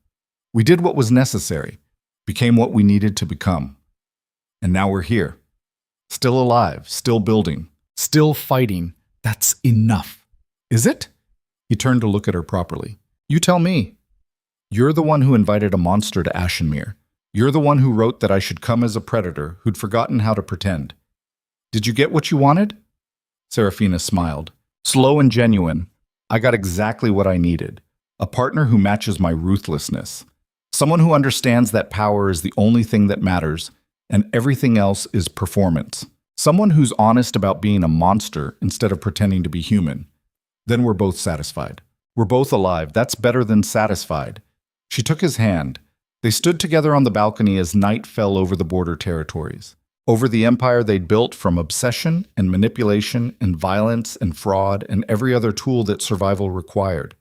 It wasn't the story songs were written about. Wasn't the romance poets celebrated. But it was real. It was theirs, and it had endured when every force in the kingdom had tried to destroy it.